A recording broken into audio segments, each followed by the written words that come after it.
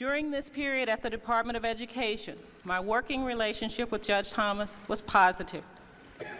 I had a good deal of responsibility and independence. I thought he respected my work and that he trusted my judgment. After approximately 3 months of working there, he asked me to go out socially with him. What happened next and telling the world about it are the two most difficult experiences of my life.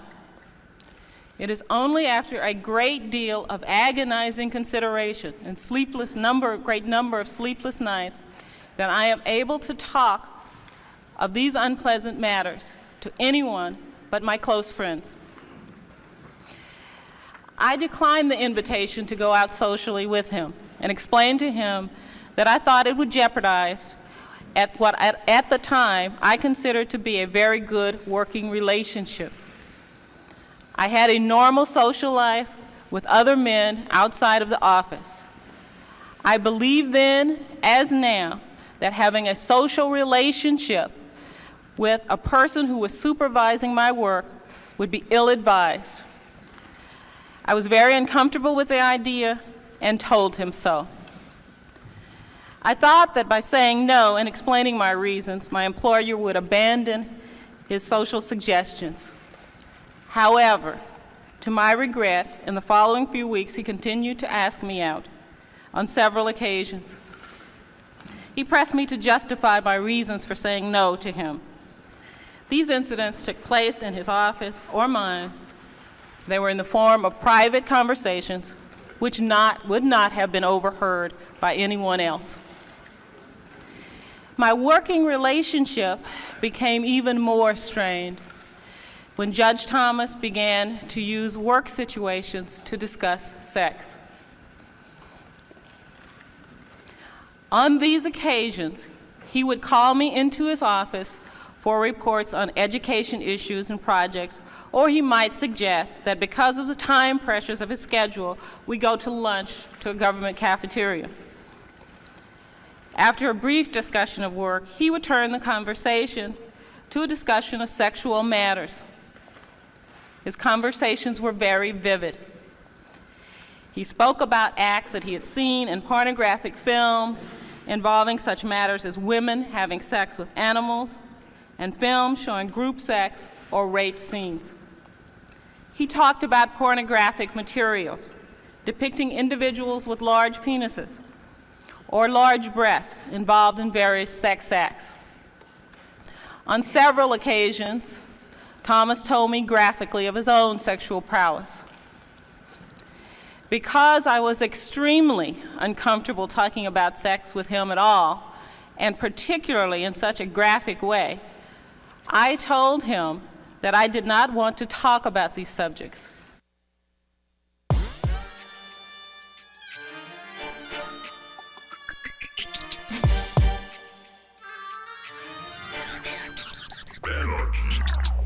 Welcome to the Michael Brooks Show, friends, comrades, enemies, and opponents. We are broadcasting live from Brooklyn, USA, where left is best as it is everywhere else, with super producer Matt Lech.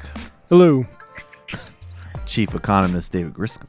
How's it going? Super producer David Slavic, roaming the digitosphere in the ever-aggressive, ever-growing, ever-relevant TMBS universe. On this week's program, crew, Alyona Minkovski, she returns.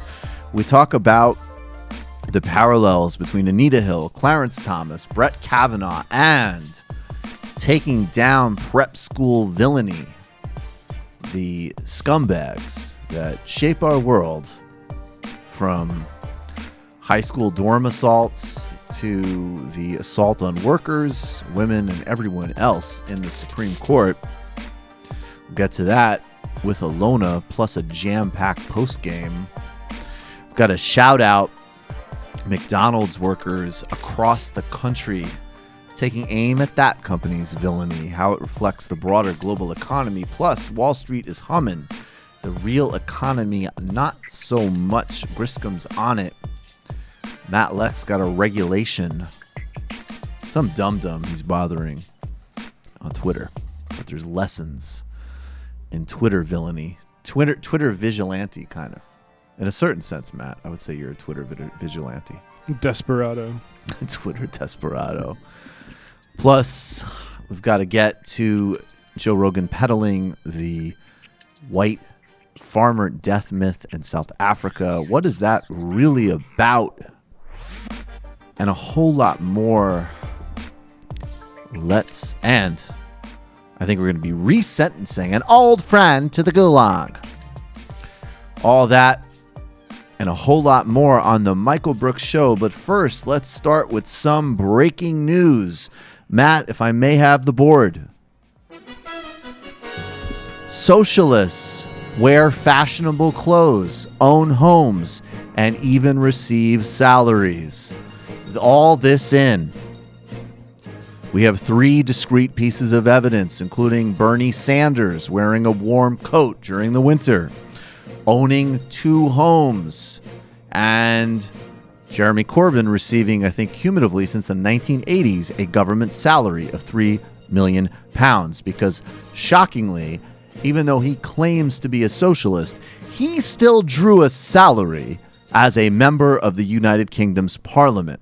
Now, I am as shocked as the rest of you by these unbelievable portrayals of socialist value and principles, and it just gets worse from here. Here is Fox News exposing Alexandria Ocasio-Cortez. Shocking.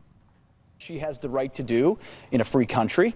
And this is what she said, the socialist from the Bronx. She said, go ahead, Katie, you read it. She said the alt-right doesn't seem to understand the concept of magazine shoots. B, you don't get to keep the clothes, duh. And C, I don't pretend to fight for a living wage or Medicare for all. I do it. Oh. D, get used to me slaying looks because I'm an excellent thrift shopper. We should just say that she's responding to a crappy Charlie Kirk tweet. That's like, we'll get to it. Yeah. But basically, she did a photo shoot for Vogue, I believe. Well, what is a look? Okay, so a look is according to UrbanDictionary.com, an outfit that you put extra care into. So my look today is a $50 Ross dress for less outfit. So I'm going to be slaying these looks too, while she is slaying the $3,500. I bet you that's not the average cost of a dress on Fox News. I'm going to be very comfortable with not taking up that bet because there's almost no chance that you're wrong about that. So what does all this reveal? It reveals that the latest track, and by the way, thank you, Fox News, for doing more incredibly good coverage of Alexandria Ocasio-Cortez, showing her being fashionable, funny, relatable, and of course advocating for policies that would make almost all Americans' lives immeasurably better. Thanks a lot. Fox News continues to be a great PR shop for the promising young socialist politician.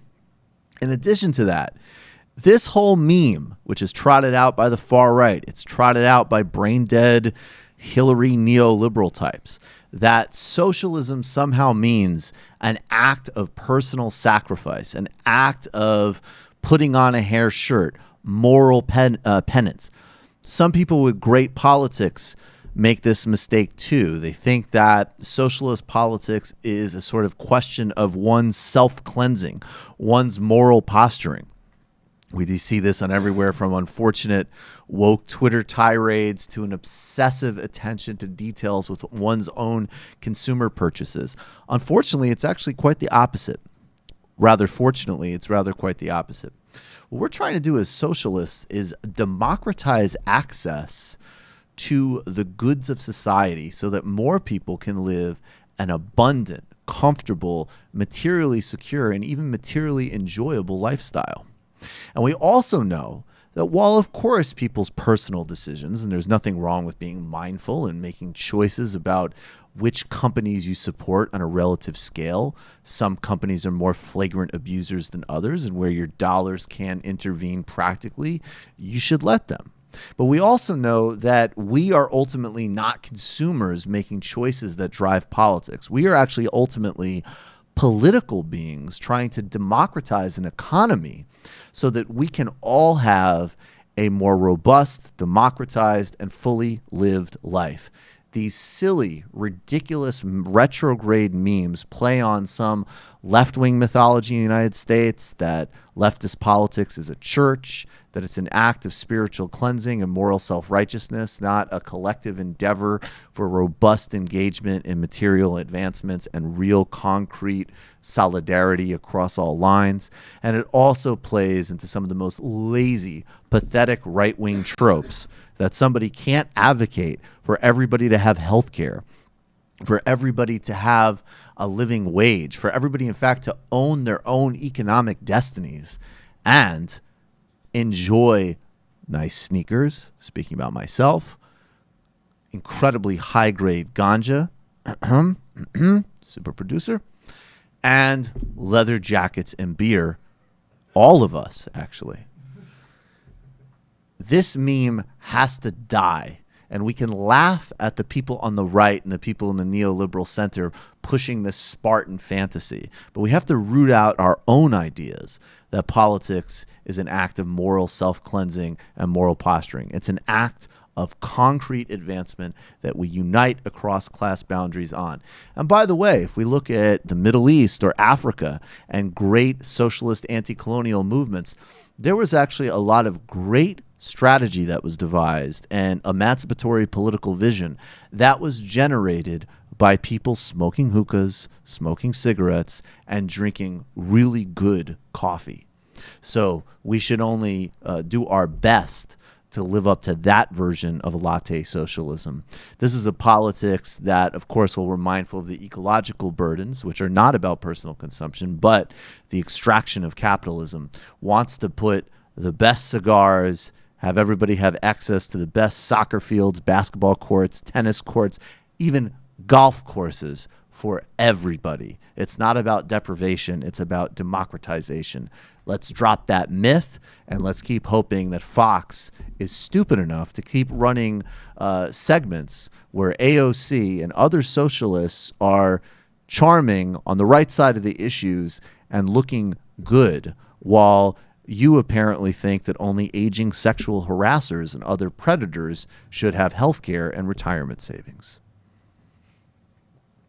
You know, if you raise taxes high enough, owning things becomes patriotic. Indeed. Like if, let's say you had to pay if Bernie on his second house, right, it was just a huge amount. Good.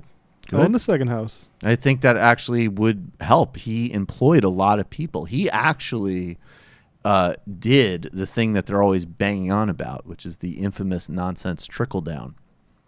But look, if you spend your whole life working to deliver rights to people and you want to build an extra cabin for your family, awesome.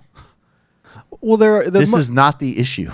There is, yeah, exactly. Like if we are working for people, right? Right. Like genuinely, if you're in the purest sense of the term, if you want to be, you want to be delivering for people, that would be, you know, met by some success in the marketplace is not a complete surprise. Like you have to keep it within, you know, limits, but. Well, I think what I'm more interested in than anything is that on the left, we need to be much more serious about being way more fun. And if you look at the history of, you know, like going back to Karl Marx, you know, he was, you know, in many senses like a complete drunkard and enjoyed very nice wines and good cigars. And that goes all the way through the socialist tradition. And it's only, I feel like, you know, in a lot of these newer U.S. movements that there's this kind of rigidity and this kind of like moral sentiment of like taking like the worst possible food and drink. It's like, no, like socialism should be social. And the critique of things that are, you know, too expensive and are out of reach for most working people isn't that nobody should have them. It's that we should make sure that all these things are available to everybody. Yeah, an enlargement of spirit, an abundance, a sense of everybody doing well. Because thrift, it's really a middle class virtue. And talking from for myself as someone who grew up very poor people would throw epic parties all the time, and they would have nice stuff when they could afford it, because you never know when the next time you're going to have the opportunity for it. And we shouldn't, you know, take on with us this kind of more middle class version of thrift, and instead take on the kind of revolutionary liberatory spirit of fun and excess, which is socialism in its best sense, in my opinion. No doubt. Indeed. Let's continue with socialism in all the best senses. We got to get to the shout out. do we have the illustrious DJ Danarchy track? And we're back. Welcome, Alex Jones fans. Danarchy. I don't want to get greedy, but if Danarchy could give us a shout-out beat, that would be ill. Top of the line professionalism.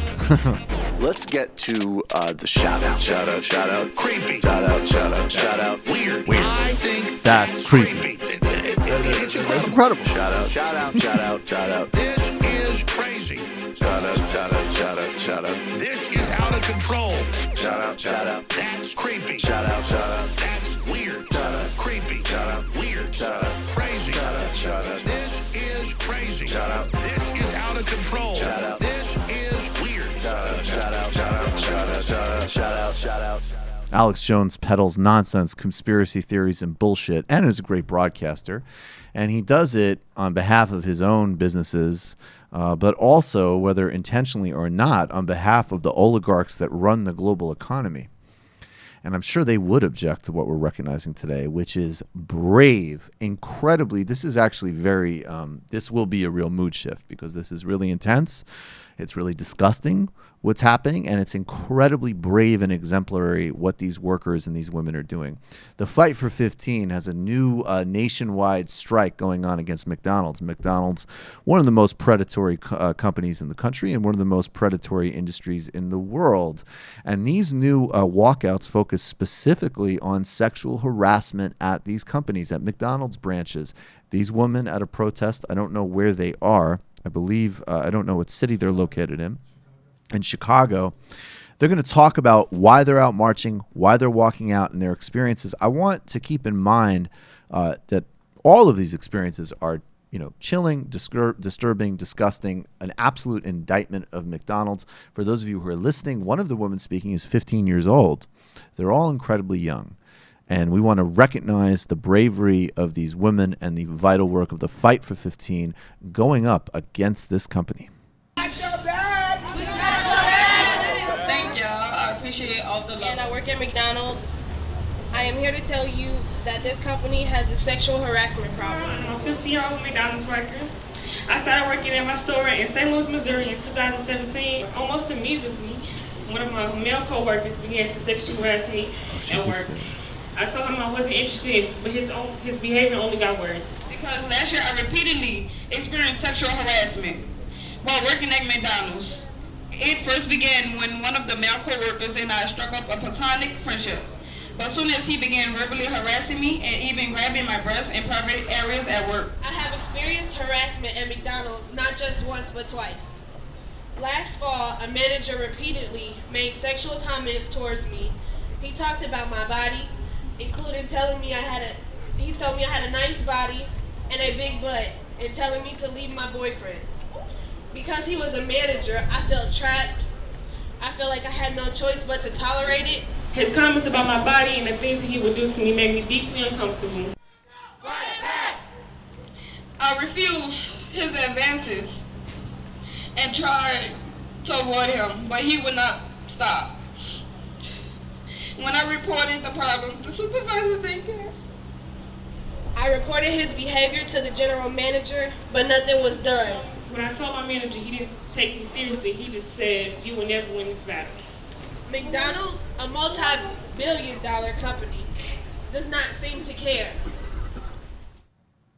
They don't care. None of these companies care. And they don't care about every form of abuse, whether it's the wages, the exploitation and the abuse of every category. Obviously, in this case, an extension of revelations and movement out of Me Too, the specific abuses of sexual harassment in this industry. They don't care. And this is a battle you're never going to win, is in fact the explicit policy of the entire Republican judiciary and party of this country, and every corporate enabler of all of these companies. Robert Gibbs, Barack Obama's former press secretary, is an executive or comms person at McDonald's today. And McDonald's, in spite of course, an incredibly well-established track record of environmental, health, and labor abuses, needs to position itself as a sort of conscious, multicultural, grassroots brand. And we see every day that the people who allow this company to exist who, in addition to every other category of abuse, women, including some as young as 15 years old, are harassed, dehumanized, and bothered with complete impunity. And the type of courts that someone like Justice Kavanaugh, who I'm sure shares very little in common with a middle manager working at McDonald's, except for probably certain traits, if you know what I'm talking about, will do everything, along with every other Republican member of the judiciary, to make it harder for any recourse from the people who already have by far the hardest time in the economy and in society. It's disgusting. Those people are amazing walking out. The courage of the laborers taking that action, the clarity of those words are exemplary for all of us. And we stand in solidarity to the utmost. I don't know. I mean, Matt, actually, I don't know if you wanted to touch on, you said you saw some of this. Yeah, actually, I'm just remembering certain dynamics between managers and women that worked at McDonald's. I mean, women, I say, we were all in high school, basically, the like grill and the front line staff. And, right. And the sort of like types of jokes that people would make is completely inappropriate. Yeah. And there was like definitely, I mean, management, but there was also like age disparities too. Yeah, like a 33-year-old manager and like 16-year-old high school girls that they hire. Yeah. I mean, what's so fucked up is none of these things are ever surprising. I didn't think, it's like when I saw, I mean, I'll switch gears for a second. We'll obviously talk about this more later with Alyona, but like, it's not that when I first saw Brett Kavanaugh that I thought that there would be a credible sexual assault allegation against him. But when it came out, I was surprised that I didn't think that when I first saw him. You know, like, and more structurally, like, of course this is taking place at McDonald's. I'm sure it's taking place across the entirety of the American labor force, and particularly in sectors like fast food, which are some of the most exploited, oppressed, and generally disrespected workers, period. I mean, yeah, that's why this is such an incredible and brave movement, yes, too. Because, you know, the fact is that we have to stand up for one another, and we have to stand up, you know, as a community. And that's why, you know, hopefully this is able to, send a strong enough message. But, you know, this is why a lot of those folks are the victims of this kind of predatory actions, because they are seen as powerless. Or they are seen as the person was talking about in the video is saying, they said that, you know, you're not going to win this fight. Right. And, you know, and it's really despicable and an unfortunate aspect of the world we live in. And hopefully, like, we'll be able to change it. And that's what institutions and people are saying to them all the time. Yes. And it is that totally terrifying. And I feel uncomfortable to even say this, frankly, because of just the absolute massive differential and the relative, privilege that I occupy now and everybody in this room occupies now, relative to the workers striking. But the terrifying promise of like real socialist politics, in my view, it's like on one hand, it's terrifying to say the deck is stacked against you. The structural, like all of those feelings, economic, racial, gender, that it's against you are true. That is how things are designed. And it is a battle that if we play by the current rules, you probably will lose. Conversely, when you go out and do what they're doing today, you actually take power, and that's ultimately the promise. It's not a paternalistic, liberal, protect certain people thing. Look, on a relative scale, obviously it's better than pure conservative exploitation and abuse. But ultimately, it's actually to say we want everybody to have power over their fate and capacity to make their decisions about the most important aspects across the board in their lives. That's why we're the real freedom advocates, not this fucking Scientology of politics libertarian bullshit. And what they're doing right now, that's freedom, that's liberty in any proper understanding of those terms. And it's unbelievable courage. There's no greater courage than that. I think you're 100% right. And it's like when you watch that video and we're getting this secondhand, we're not in there, that space, but I feel like energy and power. Yes. I mean, it's like that's a powerful moment. That is power. And that's something that you can really carry with you from all these kind of movements, even if, certain movements aren't successful in achieving their direct goals, empowering people and, showing us that we do have power, we can make such a difference. That's something that's important on its face. Absolutely. It's beautiful when they too. it's beautiful. And when anytime you see people taking that risk, and I think that is why, strikes, walkouts, those actions of any kind are underlining. First of all, they expose the fundamental power dynamic. They give us the place where we have the most strong intervention points, and certainly working people in any type of institutional situation, whether it's a school or a fast food company. And it's like that mass undertaking of we are going to take power and action. Even on some of the other steps are right. It's right. Talk to a lawyer, talk to an employment attorney. All these things are really important. And really good, but there's something about this, that collective, we are going to take it. That, as I say, that's what's scary about left politics, I think, because there's a huge risk innate in that. And then it's also what is ultimately the promise of it, that really says, look, people, everybody gets to have real power over their lives. And that is the point.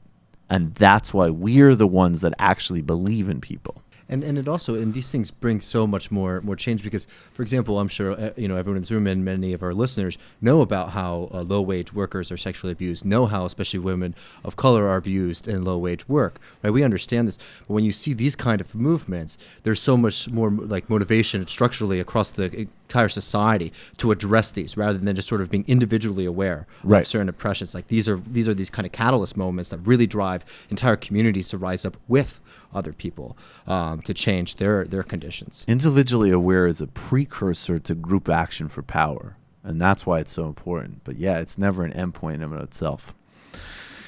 Let's talk a little bit about why, if you haven't done it yet, it's time to become a patron of the Michael Brooks Show. And as I say, guys, we are steadily growing. We continue on that track. It was a little rocky the past couple of weeks, but it's actually starting to pick back up again. And we see that next 2,000 goal in the horizon. And when that 2,000 goal happens, I'll play some Ebo Taylor because Ebo Taylor is amazing. And then the three of us will eat that horrifying Glenn Beck bucket that Ronald Reagan has promised. I do want to start giving a little bit of hints, though. Look, obviously, we already do quite a bit of work. And if you're a patron, you get almost 3-to-1 content at this point between Woke Bros, the Illicit Histories, the Post Game, which is its own dope locker room game in and of itself, and this incredibly vibrant Discord community, which is, people are having fun. There's regular AMAs with me, and people are organizing on it. And people are actually doing exactly the kind of mobilization we're talking about. This Sunday, Joshua Kahn returns for the second part in our series on the mechanics of organizing. We're talking about recent actions he was involved with at the Climate Action Summit in California, fighting the neoliberal version and injecting justice into climate. We're getting into the details of that in the second part of our organizing series. So these conversations, these tools, this community are really unique and unparalleled in a lot of ways. And when we get to 2,000 patrons, we will be starting to develop a few more things that are a little bit more long range. So one is actually looking at, things like trips to Brazil as an example, possibly, right? Might be a little bit late in this cycle, but that would be a place where through the reporting we've done, now I have real contacts with some folks in Brazil. Might be worth, spending a few days there and getting different types of impressions on the ground, or, going to Chicago as an example. Obviously, be very conservative about how we did that and very thoughtful, but it could add to the texture of the show. And we're going to be actually through other things, like I'm going to be doing a conference in Idaho in October on responding to Jordan Peterson. That's going to link with this book that I'm working on with Doug Lane and Zero Books, my publisher. And also, I believe in early November, there's another Midwest-focused event, which I'll have more information on soon. We're also talking about different sort of standalone videos that all members of the team might be doing. And there's even some discussion of potentially some content that would specifically answer those bullshit fucking nonsense PragerU videos you see. So most of it is to sustain and expand the enormous amount of work that we already do and, increase, stability and pay and everything else, because that's the essential thing, to have, measure of security and continuity in this work. That's first and foremost.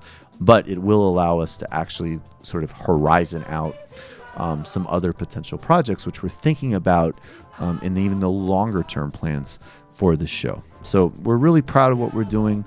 We appreciate all of you at 21 and above. There's regular phone calls. Those are a whole other experience.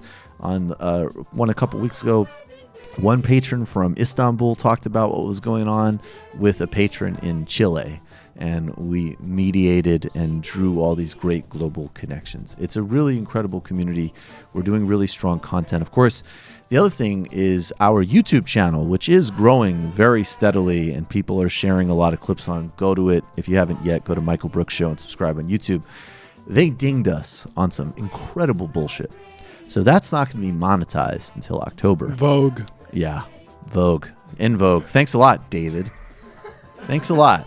Griscom, your early 90s pop bullshit motherfucker.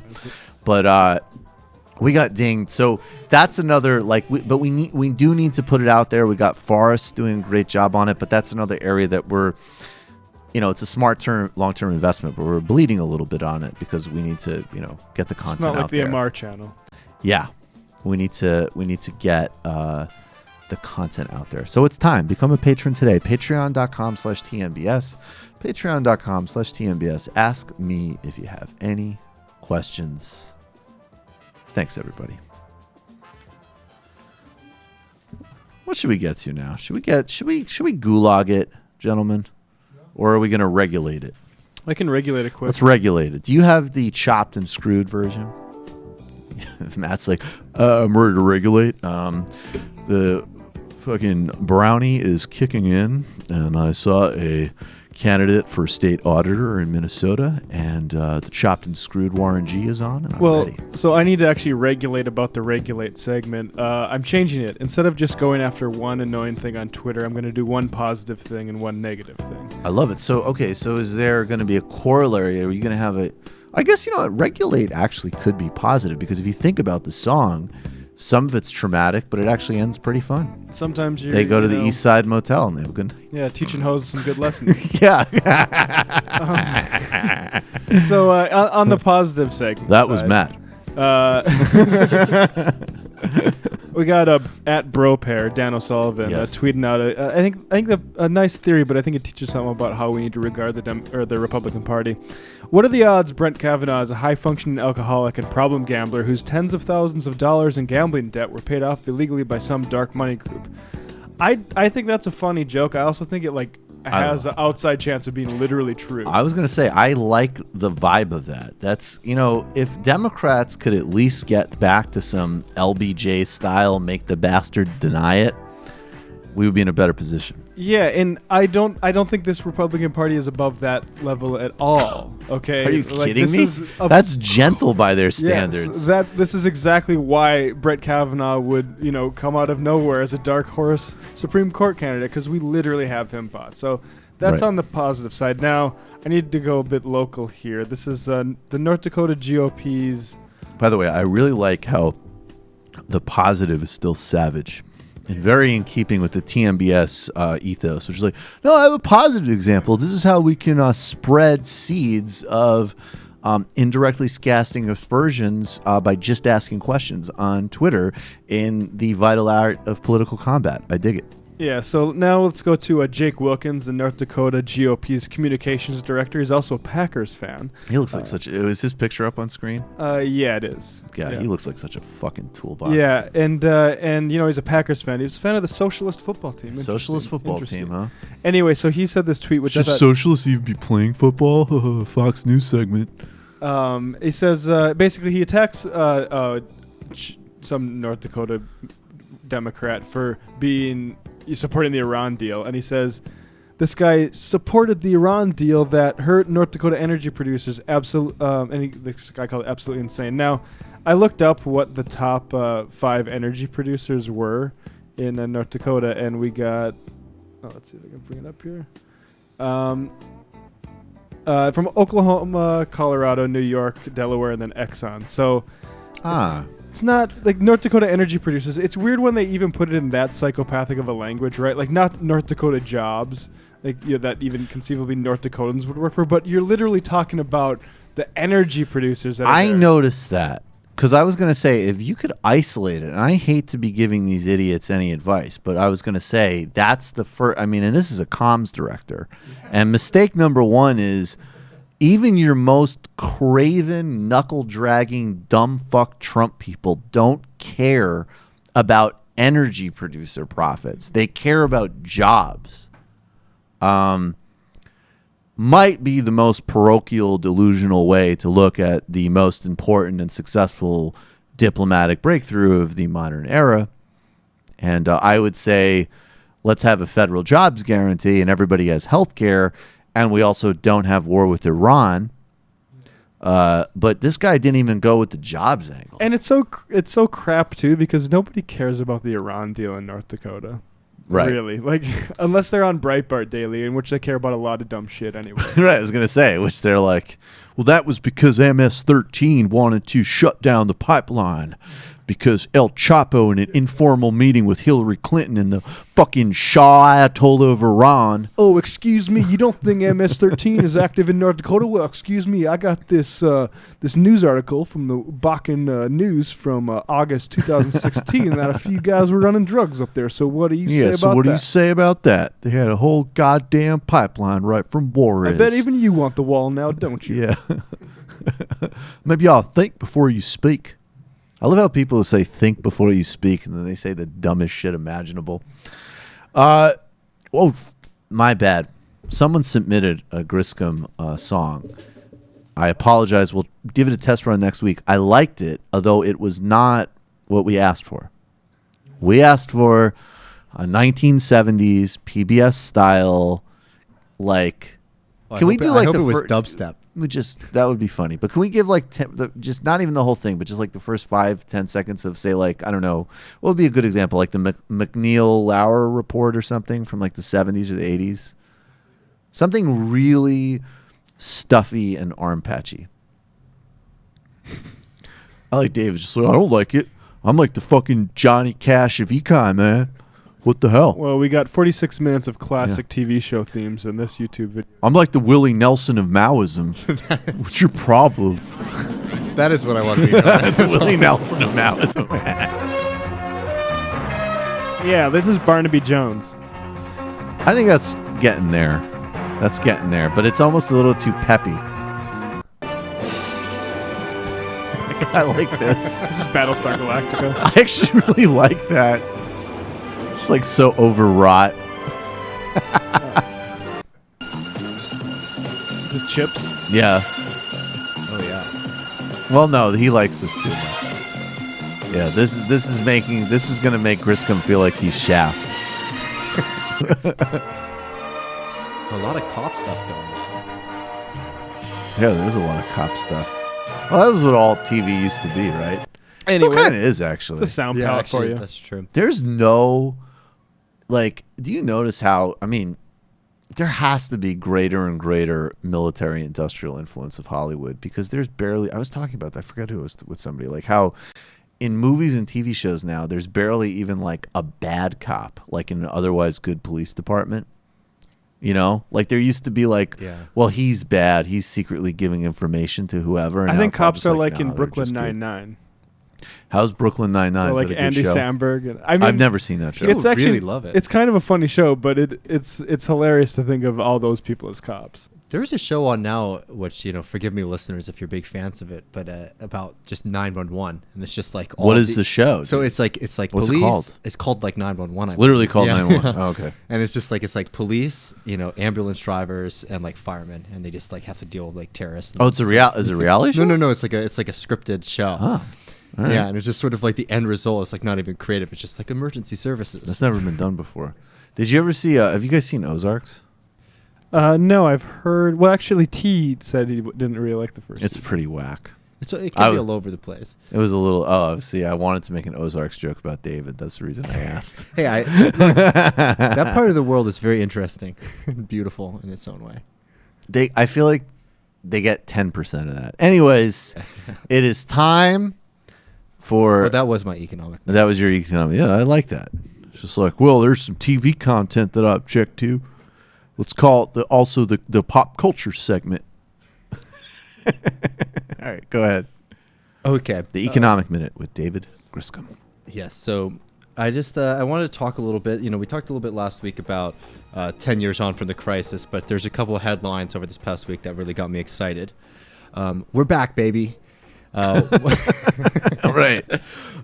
Wall Street salaries on average rose 13% last year to the highest level since 2008. Oh, man, we have to reevaluate the whole editorial direction of this show. They've been doing all that Wall Street labor. Yeah. Yeah, very productive. And so yearly pay, including bonuses in New York City for Wall Street securities industry, grew to an average of $422,500. And that's including bonuses. But that's your average salary on Wall Street today in New York City. Seriously. 10 years on from the crisis, 10 years on from what we've talked about as one of the most lopsided recoveries ever, and the fact that workers still haven't seen a wage increase relative to their purchasing power in 30, 40 years now. And so I just want to quote just to let us know that our government has the right idea on this. New York State Comptroller Thomas P. DiNapoli said, 10 years after Lehman Brothers collapse, it is clear that Wall Street does not need to return to the days of excessive risk-taking to enjoy rising profits. So we're going to come... Definitely the right lesson there. So we're going to come back to that in a second, because there's another very interesting article that I was reading in Bloomberg about the tangible net worth on the S&P 500. So basically what the tangible net worth is, just so we understand, is these are the actual assets of companies that you could hold or touch. So these are factories, the land that's owned by them, cash that they have on hand, those kind of productive equipment. Yeah. And that's contrasted with the intangible economy, which are things like brand names, like Nike. So the brand of Nike has a certain value to it. Right. Of course, with those kind of values, they're sort of tricky to figure out because they don't really exist. Yeah. So there's always sort of a... They're social constructs, man. They actually literally are social constructs. Oh, well, I mean, that's what's actually really fun about market value in brands. No, I mean, well, we'll just wait till we get to some of these numbers because it's going to get really fun in a second. Yeah. So what we've seen is this huge, stock market rebound over this past decade, and because money has been so cheap and because of low interest rates, and corporations have been able to borrow significantly, and they've used a lot of that money for stock buybacks, and then they got this great gift through Trump, which was the tax cuts, which they used for stock buybacks, which they didn't invest into their company or invest in higher wages for their workers. So you see that the stock market's humming because of these basically inflation in stock market prices, and inflation coincidentally in the salaries of people who derived all of their income from Wall Street. So, we're seeing this happen. Meanwhile, since 2014, we've actually seen a falling off. So we've seen a drop in tangible assets of real corporations on the S&P 500. So that means that the actual value of tangible assets of these corporations has actually fallen over the past few years. Meanwhile, we've seen a significant uptick in the intangible aspects of the economy. So the gap right now between the tangible and the total value, so that's between the tangible value of corporations and the intangible value, is about 1.7 trillion. $750 billion of that comes from goodwill. So that's what we were talking about a second ago. So that's things that, that's your brand, that's your relationship with your customers, and that's the expectation of being able to derive future profits from the extraction. Future expected earnings. Well, I mean, it's sort of not even expected earnings. It's like the potential to have future profits. So, like if you were to buy Nike, and you want to make your own T-shirt, you would be able to derive more profits hypothetically from it. But what that value is very suspect. So there's a whole problem with the structural level of like these companies and like the growth that they're claiming right now. And some people say that it's things like technology, but we got to remember that technology has been used as an excuse for many stupid things that happen in the U.S. economy, including like the lack of wage growth. So what we're seeing exactly, and what we're seeing more and more is that it's actually mergers and acquisitions that is driving a lot of this intangible growth in the S&P. Meanwhile, we're seeing actually like a falling off of the tangible assets of these corporations. The point that I just wanted to make is that these intangible assets can crumble, that these kind of markets that are basically built off of fictitious capital, built off of the expectation of future profits, can be very unstable. And meanwhile, the fact that we saw a huge amount of bailouts to the financial sector of our economy to fix the wreck that that they made from speculation in the first place has just gone to bolstering the profits of stocks, to bolstering the profits of CEOs, well, basically leaving the actual productive aspects of the U.S. economy completely untouched. And we're seeing an entire economy that's being very much driven on debt that's growing and growing, and we're not seeing any productive gains to go with it. And it's something that we definitely need to be much more bolder about going forward, because as the left begins to take power, we need to start making the arguments now to get this financial sector off of our back, because we need to remind them that they want to use our society, they want to use American currency, they want to use American markets, and they want to use the stability that you get from being a U.S. company to make these huge profits. That they need to start answering to the public and stop with this kind of speculative bullshit that wrecked the economy in the first place. So I just want to remind us one more time that our friend Dean Napoli, 10 years after Lehman Brothers collapsed. You keep my name out of your fucking mouth. It is clear that Wall Street does not need to return to the days of excessive risk-taking to enjoy rising profits. I'm sorry, they do. Yeah, I was trying to make an olive branch to you and your little fucking hippie friends. Meanwhile, you insult me. Di Napoli. Oh, God. Anything you'd like to say about MMT people?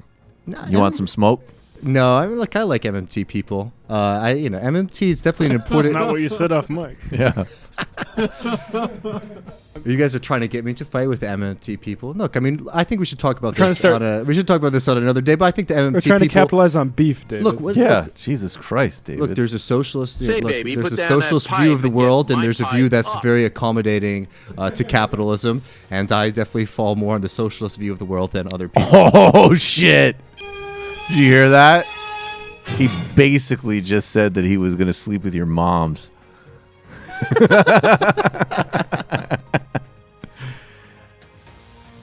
I respect some MMT stuff, but as we were saying earlier, I find the allure. Like, I think MMT has done its job in the public discourse. Okay, I mean, the point with MMT is that the contribution to the U.S. discourse is certainly radical, just given the fact that the United States political discourse is so fucking stupid, right? And it's fixed on the deficit, and any kind of program is fixated on whether or not we can raise enough tax revenue to pay for it. So the contributions are incredibly valid.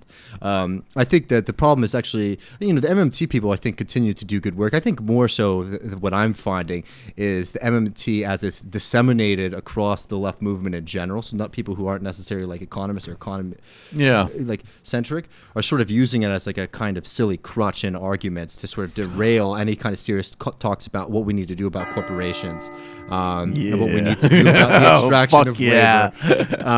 And I think that's David's got no respect. Come at us. Or come at him. Actually, I don't really have much time to tweet. Yeah, come at me if you want to talk about this. Come at Griscom. I definitely respect, Kelton, even though I got a block recently from someone who won't be named today. Oh, shit. MMT, which just shows that, a lot of these people have been, a little bit too thin-skinned when it comes to criticism of this. I feel like almost everybody involved in everything is too thin-skinned. That's probably true. I'm definitely very people aren't thin-skinned about the right things, and they're overly thin-skinned about the wrong things, like basic conceptual disagreements that are okay to have. No, exactly. And that's something we need to be having more on the left. Until we take over, and then you know. And on the left, we need to start having a little bit more fissures in like our understanding of economics in general, because there is a little bit too much of a consensus that's very shit. Now shaky. You're starting. Now you're throwing shade at some other people indirectly. He's like, you want smoke? Call me Mr. Chimney, says David Griscom. This segment has just started out pugnacious, and it's just going to end just like there won't even be any discussion of economics on it. It's just going to be just like throwing insults. It should just be everybody that Griscom wants beef with. Frankly, that's how every other show grows. We've grown this show so well, being like, relatively speaking, so minimal drama. It's actually kind of mind-blowing. I'm actually surprised that we haven't gotten in more fights. I mean, we get like sometimes a random person will get really upset at us, but we haven't really gotten into big fights with other people yet. No, we're like the Obama of the dirtbag left. It's like, Slay, you got vegan utopians who think that there's going to be a gay space communism, and then you have people who are vulgar Marxists. And what we're trying to say is, they need to hash it out. These are both obscure tendencies in the onward global march of capitalism, and we need to reach out to the Cardi B audience, while also recognizing everybody's contribution. That actually is kind of what we do. We are the Obama. The Cardi B situation is a very serious splinter that we need to be going for. I mean, dude, of course, Cardi B should be on this. Was huge. Cardi B should be on this show every day. I'm always, I'm telling everybody. Cardi B should be on this show. Cardi B, come on TMBS. Cardi B, come on TMBS. Cardi B. By the way, we should also point out that Amy Schumer changed her vote at the last minute, despite endorsing Cuomo. So Amy Schumer endorsed Cuomo. She did the most basic lame move imaginable, along with Nicki Minaj. Is it lame, though, or did she cash the check and then go vote with her heart? If she got a check from Cuomo and then voted with her heart, then Amy Schumer should come on this show, and she's dope. If that did not happen, she made the most basic lame endorsement imaginable, and then got uncomfortable because too many of her, like, more trendy friends were snapping the grams with the like, I just voted for change. Oh my God. Blah, blah, blah. Cynthia Giummani Zephyr. And then she was just like, oh, I think I really miscalculated this one. Or, if you wanted to be more charitable, probably what it was like, I've had this interaction with a few people. They're like, hey, Cuomo's $15 minimum wage, marriage equality. And then you shoot them like one piece in the Nation about what it just unrelenting, unremittent scumbag he is, with all of the fucking austerity and corporatism and corruption probes and all of it, and then they go, oh, my bad, I'm gonna vote for Cynthia Nixon. So maybe that happened with her. But Amy Schumer's switch, if I remember correctly on Twitter, there's a little bit of like a subtle dig at a lot of people too. Is what she said is when she switched to Nixon, she said, this is what happens when you're like polite and having a conversation. When you just when you're nice and people came to me and they were polite, and then I changed my mind. Versus all the other people who were just being mean to me, so I was just supporting Cuomo. Yeah, so that was sort of you took one step forward and two steps back in that situation. Dude, even at this level, you have to accept some degree of people being assholes. Like, what are you talking about? And also, if you do something that, like, a political endorsement of any kind is gonna get you heat. Mm-hmm. That's such an unbelievable thing to whine about. Because people are looking at this like fucking People magazine. Yeah, it's not People magazine. There's actual stakes to this. Like politics. You is endorse to be the guy who got into office and cut taxes for rich people and cut school funding. That was like some of his signature moves when he got into office. No, I mean... people got upset. Get the fuck out of here. Yeah, of course they did. Yeah, because some people actually have life stakes with this shit. Some of this isn't just like, I wonder what my Uncle Chuck thinks. And that also, I'm sorry, that is always going to be held against Amy Schumer. Oh, yeah. Especially if you're going to try to related be political. To Cuck Schumer. when this was before TMBS even launched, but there was a minute, the first comedy bit that we were able to do on Majority Report, because there were a couple of days after Trump won where clearly it knocked the wind out of us. I think all of us were like physically ill. There was nothing to joke about. And somehow there was some things that Schumer said like in the first week that were like, well, at the very least, this guy might be a mercenary. maybe, right? Which is a compliment coming from me. Of course he isn't. He's a corporatist hack and a punk.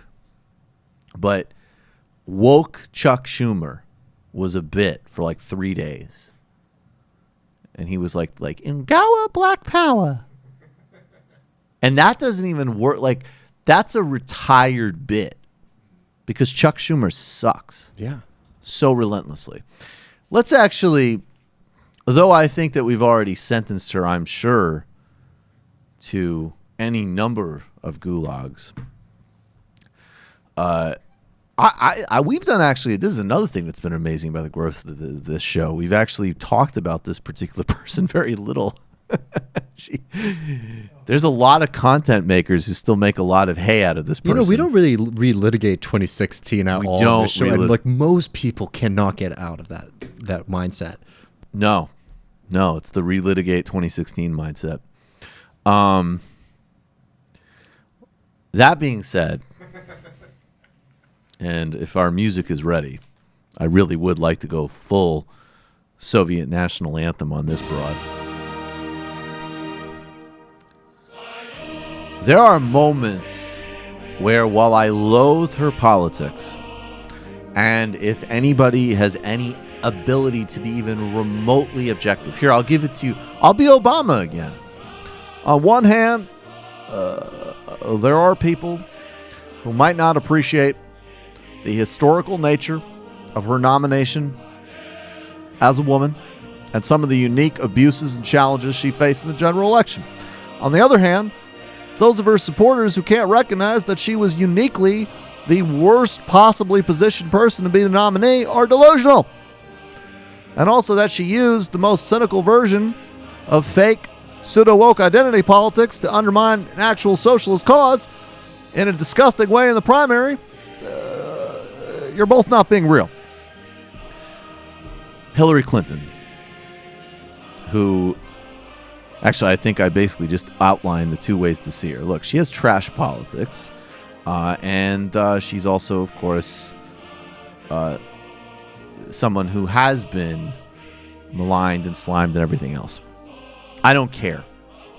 If somebody came to me and said, I have a grand bargain, and in exchange for Medicare for all, the removal of all of the Republican leadership, Bernie's going to ascend to the presidency, and all the Breitbart wing wants is the Clintons to go into exile into the Emirates or to go to jail, I would take that deal. I'm not going to lie. I would definitely take that deal. But for most purposes, I say, who gives a fuck? Who cares? I certainly don't care about anything that Hillary Clinton has to say. And then she comes along and does something that is just...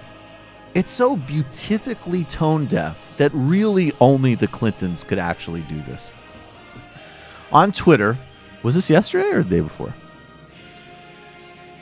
Hillary Clinton on yesterday, September 17th, at 3:43 p.m., tweeted the following.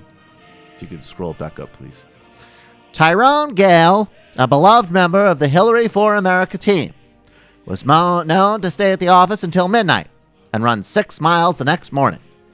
Now his friend and fellow HFA alum, Jesse, is raising funds for Tyrone as he fights cancer.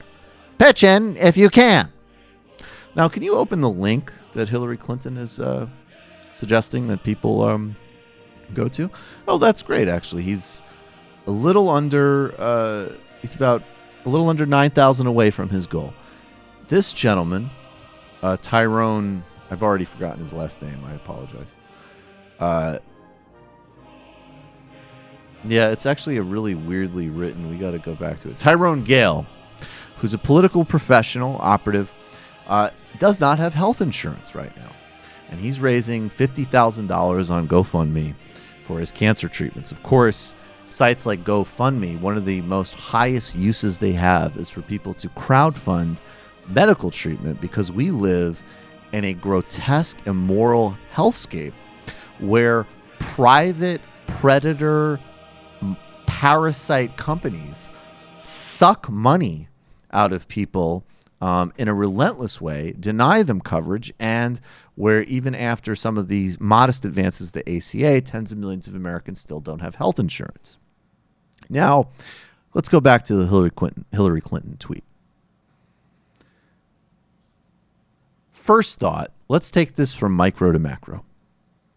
Micro, the Clintons are, in conservative estimates, worth over $40 million. Over 40, and that's a conservative estimate. Bill Clinton clears hundreds of thousands of dollars for speeches, as does Hillary, I'm sure, if she's still out giving them, which I assume she is. Hillary Clinton, let's take this 3 steps. The real mensch move is, and maybe this isn't fair, so let's stipulate in the first scenario that Hillary Clinton heard that a former campaign staffer was fighting cancer, didn't have health insurance, and needed to go crowdfund it. She goes, oh my God, don't even put that page up. I'm going to write you a check right now. As a matter of fact, maybe I'll write you a check for $100,000, 50 for the treatment, 50 to help pad you while you go through this crisis. Don't mention it. I want to do the right thing. It's how I'm sure anybody who is a normal person and they think about having that type of resources imagines that they would handle themselves, right? And again, this isn't even like swooping into help a stranger. This is somebody that worked for you. This is somebody that you're indicating you had some type of sort of personal affinity for. All right, next step. The GoFundMe launches, and Hillary Clinton wants a massive drumbeat of retweets from idiot resistance people on Twitter. And she goes, don't worry about it, Tyrone. Checks in the mail. And she takes care of it to much public accolades. Now, to be fair, she got public accolades from her fucking people for this. So, I mean, very easy to please audience. She didn't have to say anything, Michael. She didn't have to say anything. Larger point, Hillary Clinton demonized, smeared, and undermined Bernie Sanders' correct, moral, essential call for complete, full, universal, no bullshit coverage for every single American, which is the only ethical path forward. It's also the most rational and economic one, but that is a vast distant second to the absolute ethical need for every single man, woman, and child to have full, complete health care and a complete demolishing of the private healthcare sector. We need to completely eliminate that predator sector and then gradually bring the pharmaceutical industry and other adjacent industries into complete public ownership for a rational, innovative, and ethical healthcare system. And yes, I said innovative. Look it up, libertarian idiots. Most medical innovations come from the public sector and then are privately absorbed into pharma, where they're branded and intellectual property games are played with patents. But still, a massive amount of medical research and innovation still comes from even the desperately underfunded National Institutes of Health and other places. It's a major part of innovation. So, Hillary Clinton, whose political career, to be fair, she tried to get everybody health care in the early 90s. She failed. She ran aggressively against the Bernie Sanders solution for Medicare for All. And that is one of the only, if there's anything relevant to relitigate about 2016, it's things like that that actually have a policy consequence. All the other stuff is bullshit, whatever, who cares? She was profoundly wrong and destructive to the extent that people bought her fear-mongering about Medicare for All. And now the consequences of this immoral, disgusting, rapacious healthcare system is in her face in this tweet. And she doesn't even have, as of date, I don't believe, a donation to give this guy. So Hillary Clinton, to the gulag. To the gulag. And I'm thinking in this case, not a Swedish style one.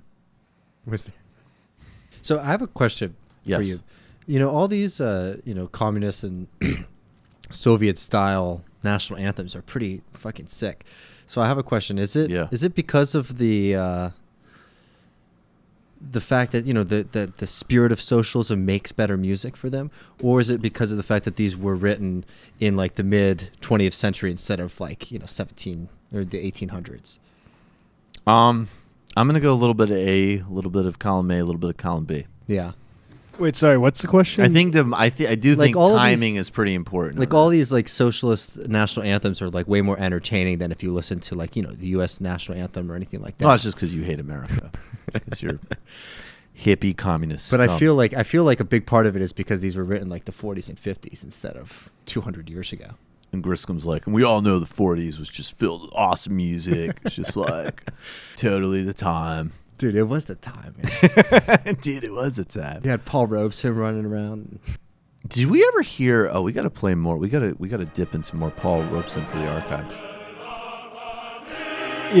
Not to plug in. What is this one? This is the Le Marseillaise. This is the French Revolution song. And not bad. Not to plug another podcast, but the Age of Napoleon podcast. He did a good. Oh, go ahead, the Age of Napoleon. Did a good bit that made me appreciate that about that song, right? Like you can imagine like hundreds of thousands or like thousands of it would be like military chanting that, and it'd be just fucking insane. Play it for another second. Who does the Age of Napoleon podcast? It's not the same guy who does Revolutions, right? No, it's at Trillburn on Twitter. I think. Oh, really? Discourse lover, yep. Oh, we follow. Oh. We should have him on the show. We follow each other. Yeah. I didn't even know he did that podcast. Sounds No, interesting. exactly. But also like the Internationale, it's a great song too. Oh, did you ever look up? I don't know. Doug Lane played it on Zero Books, which is another great podcast since we're just fucking willy-nilly here. And Literary Hangover's great, all right, whatever. Doug Lane played, and I don't know if you look it up, but it was like it's like almost like a Tony Bennett or Frank Sinatra version of the Internationale. And I have no idea where. I should have asked him this. Do we have it? Something like that? Yeah. Oh my God. Arise, you prisoners of want. That's right. This is Tony Babino. How good is this? This is awesome. Hatred, greed, and fear. Away with all your superstitions. Serve our masses. Arise, arise. We'll take Yeah. hands I think this is exactly the type of socialist ethos that we're promoting. just to win the prize. See? This is why AOC gets to do a photo shoot. Fucking uptight twerps on Fox. This is why Jeremy Corbyn gets to have a salary. That's the best one. Did you know that Jeremy Corbyn's got paid for his work? What kind of socialist is that? That's so incredible. Wait, is this the one where they? Okay, yeah, this is the nicer one. Because there's a couple different versions of the Internationale in English, and one of them's like is like this, which is nice, and it's like let's get together and join up, and one of them just like come up like ye masses and shoot the generals on your own side. Well, that's not bad. That's very nice in its own way. Yeah, but that's if you think the about English it, one, and the it's American true one's in a the certain nicer sense. one. They'll break ranks and fight no more. Oh, here we go. And if those cannibals keep trying to sacrifice us to their pride, each at the forge must do their duty, and we'll strike while the iron is hot. Yeah, they did censor that part. Yeah. Oh, they censored it, yeah. The other lyric is, "They soon shall hear the bullets flying. We'll shoot the generals on our own side." Oh, I wish I heard that guy sing that lyric. Yeah, that would have been really That sounds good. dope. I mean, just to do a close reading, the use of the word generals there is very, I think. It's very telling. Oh, man. Alyona is running a few minutes behind. She is pre-drinking. She's sipping a 40 in the in the lobby.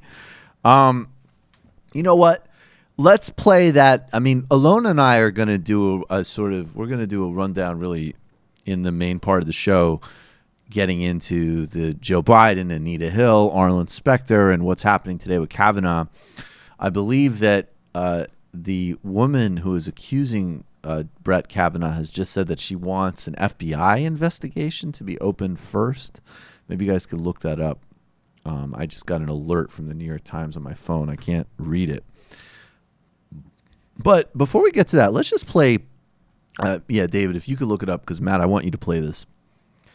This is a creepy as hell clip on a number of levels that they pulled on MSNBC of Brett Kavanaugh talking about his time at Georgetown Prep. I don't know when this is taken from.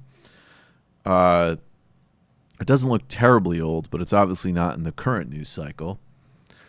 And, you know, I guess, I mean, it just sounds, I mean, if you saw this without the context, it would just sound like, you know, banal, backslapping, boring, mediocre white bullshit. 2015.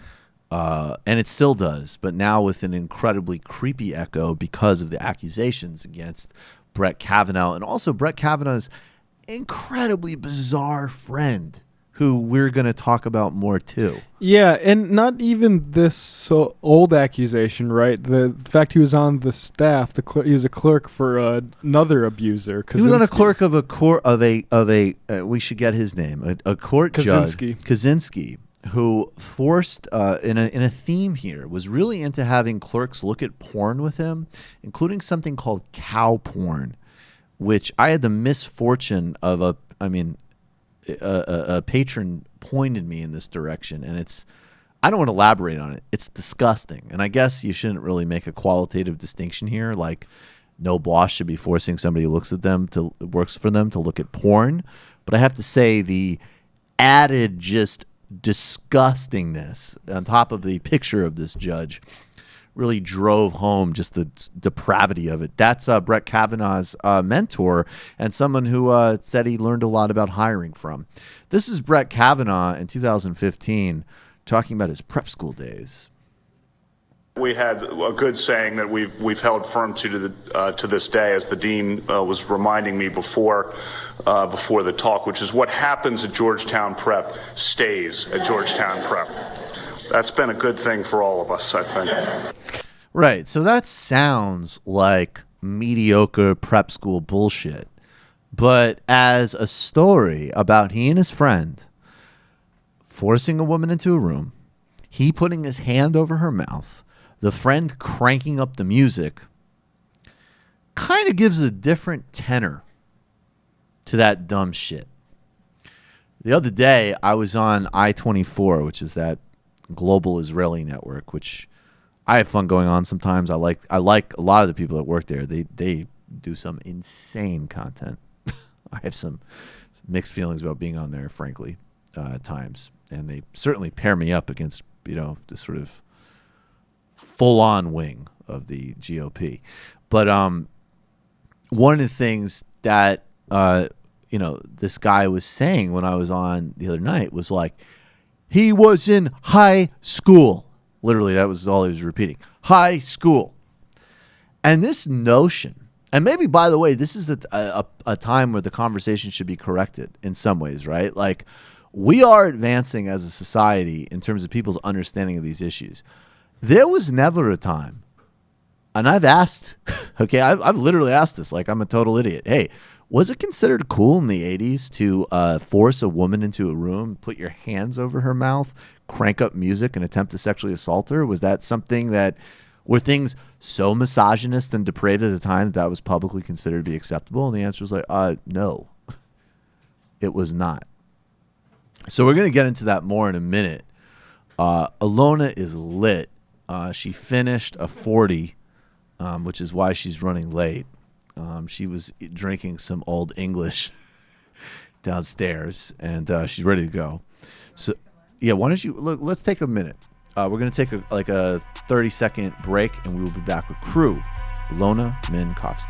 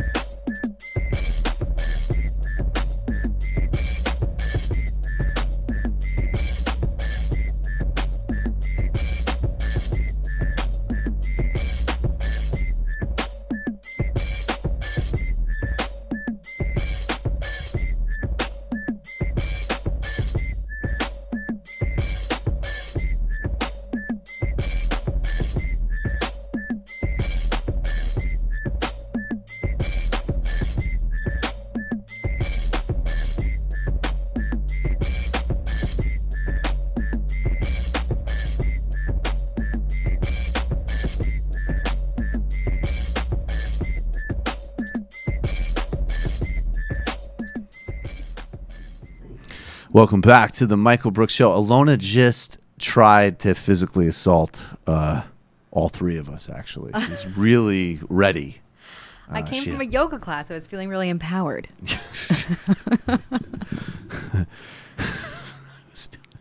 Empowered Alyona. When are you not feeling empowered, Alyona?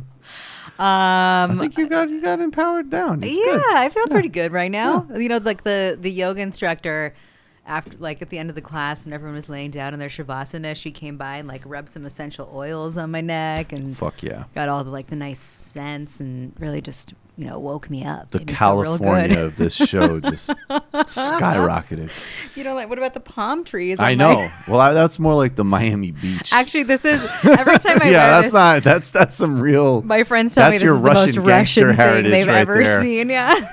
That's just I watched this documentary and I thought of you. It was called The Odessa Connection. Oh. And it was about these guys. It's like a Russian who owned a nightclub, and one dude who was actually a real operator, a real operative. He might have been a former Cuban. They don't really know. Former Cuban intelligence officer who worked for drug cartels. Okay. And then some Miami drug dealers / motorboat seller. And they started getting to the Kali cartel in the 90s. They went after the Soviet Union collapsed, and they were just selling the cartel would be we want military grade helicopters, and they'd go to Russia and the guys would be sure, we'll fucking sell them to you for nothing. And you can just load them up. And it culminated in them buying it fell through, but they were about to buy a nuclear submarine. Oh my Not God. with weapons, but with the just actual to have, right? No, to smuggle.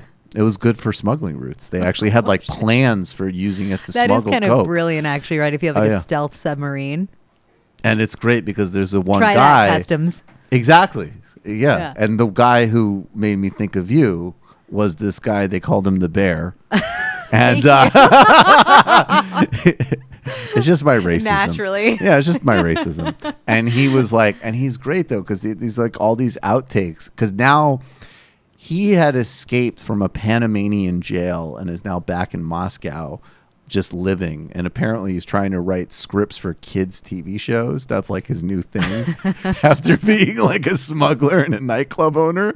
And he's just sitting smoking cigarettes, and he's just and then they say they want submarine. I said, okay. Oh my God. We'll go back. We'll see if they have submarine. Russia would be the place for someone like that to write kids' cartoons, because there was a cartoon that was really popular when I was little. It's called Nu Pogodi. And it's I already love it. And it was a rabbit and a wolf. And it was kind of like the Roadrunner. And what's who was the Roadrunner thing, Warner guys? Brothers? Who's Do we the know? Roadrunner thing? Roadrunner and who? Wile E. Coyote. Yeah. Okay, kind of that scenario where the rabbit was always causing trouble, right? And the wolf at the end would be damn you, rabbit. But the wolf was just constantly chain smoking cigarettes, and this was a kid's cartoon.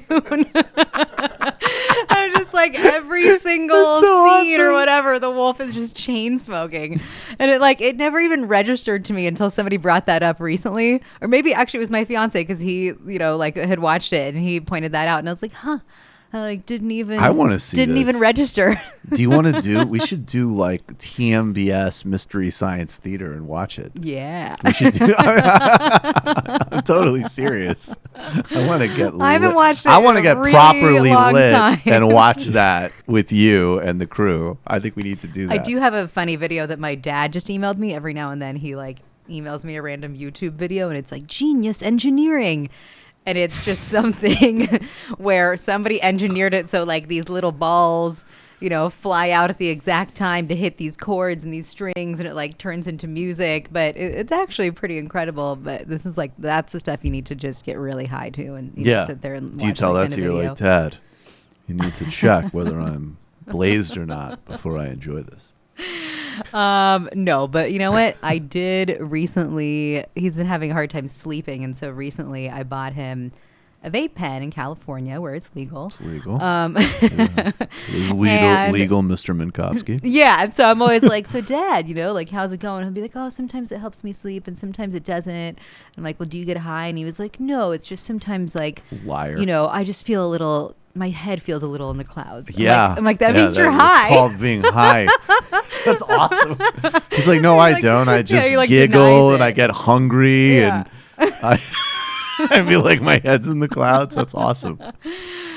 Does have you gotten high with your dad? Have you seen him do it? I have not gotten high with him. You know what? It's funny because when I was a kid, he had a completely different attitude about that kind of stuff, and I had like a little incident at boarding school, and it was a really big deal for my parents at the time, and so like I was Matt, my board, please. You had an incident in boarding school. What kind of weight were you moving? The sad thing is that it was like Al Capone or Donald Trump. I got caught for the small stuff. What did you get, a roach? Because I was like, that was very lame. What did you get caught with? I was sneaking out and like going to raves all the time. Right. And then, of course, the thing I got in trouble for was on the night of the Halloween dance. I was off campus in the woods behind the baseball field, and like got caught with like weed and a glass pipe. Apple bong. It was a glass pipe, but it like had never even been used. It was brand new. That was the sad confiscated? part. But the worst part is, sucks, you guys, it was the Halloween dance. I had no costume, and my friend was like, let's just dress up like slutty secretaries. It's so easy. You just like borrow a guy's, shirt and like make your hair messy and put on some glasses. So it's easy. Here I am, That's what I always say. discovered in the woods by a teacher, just me and two boys in my slutty secretary outfit with like shirt and hair all messed up. And he's like, shines a giant flashlight on us and is like, what are you kids doing out here? And I was like, talking. That was so bad. That was always the best when you were like, we're having a really serious conversation. No, it's like not what it looks like. Oh my God. But so, yeah, that was a traumatizing experience for me. My parents were so... I'm just thinking about all these traumatic memories. I won't even repeat all of them. The one thing I will say that's funny is I remember like my mom will always get me on the... No, I'm not going to do... I'll wait for the really painful one for the post game. But at least like on the weed one... Wait, should I not be saying these things during the regular show? Is that what you're telling me right now? Keep going. Just keep drinking. A lot of regrets? No, these are fine. It's fine. No, I just remember... No, you know what? I'll say it. I remember... I was pretty good about not getting like, and also I wasn't at boarding school or anything. I was raised like a fucking hippie wolf. There was no rules or consequences for anything. And I was actually at certain times absolutely out doing some things which adults should have stopped me from doing. Yeah. Like objectively. But I remember probably like the first girl that I like brought to my house and my parents met, like we were like, she's my girlfriend, blah, blah. And I just remember like my mom one time, and I don't want to say that because my mom will get pissed, but it was funny. She's like, look, I don't care. It's totally fine. I think you're a lovely girl. It's cute. You guys look good together, blah, blah. But, she needs to make less noise. Straight up. I was like, wait, so wow. But this is, I'm confused. The first time your mom met her, she had already no, heard you having no, sex no, with her? no, You were like bringing her home? No. It was a while. Yeah, that would be pretty. No, I wasn't. Oh God. Wasn't that indiscreet? I wasn't Alyona. following the timeline. No, we had known each other for a while. It was totally spontaneous, totally unprompted. But no, I mean that was actually really effective because when she said that, I didn't want to have sex again for like another. Yeah.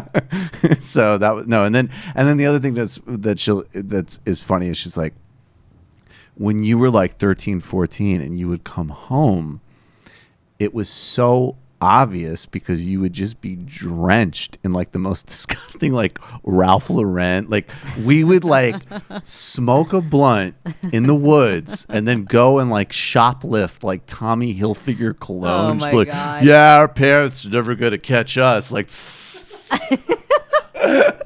you like walk around. Yeah. You have like the most bloodshot eyes, and you look like these fucking 14-year-olds, and you smell like a fucking like ganja plantation mixed with like the most off-brand, disgusting, like bathroom sanitizer at like fucking Penn Station. It's whatever you think so works, right? And then and I really thought it was like, I was like, no, I got this good. Perfume, yeah, it's fucking cologne. That'll take care of business. But doesn't that scare you about being a parent? Nothing scares me about being a parent because it's never going to happen. Never going to happen. Everything about the prospect terrifies me. But when people are like, it's so bad at this age, I'm like, no, the idea of any kind of teenager terrifies me more than anything, it actually does. I know what kind of a teenager I was. No, I do actually think it's a possibility someday I will have a family. And I do think if any type of like literal karma is real, you're fucked. I'm so fucked. Me too. Yeah. It's so tragic. It's so dark. We just have to laugh through it. Yeah. It's gonna be like, and I also think too about like, yeah. Like, and also like the different, because some situations I was in, even as like a boy, I shouldn't have been there. And if I was fucking, I'm sorry. Like, you have a daughter, man. Jesus Christ. Yeah, it is a terrifying prospect. Yeah, that's tough. Anyways, my big lesson from you and from Brett Kavanaugh is no prep school. I don't recommend it. But you like the transition? That was good. That was good. It wasn't the right fit for me. Clearly. Did you say that after you were caught in your slutty secretary outfit with fucking weed? You're like, I don't think this is the right fit for me.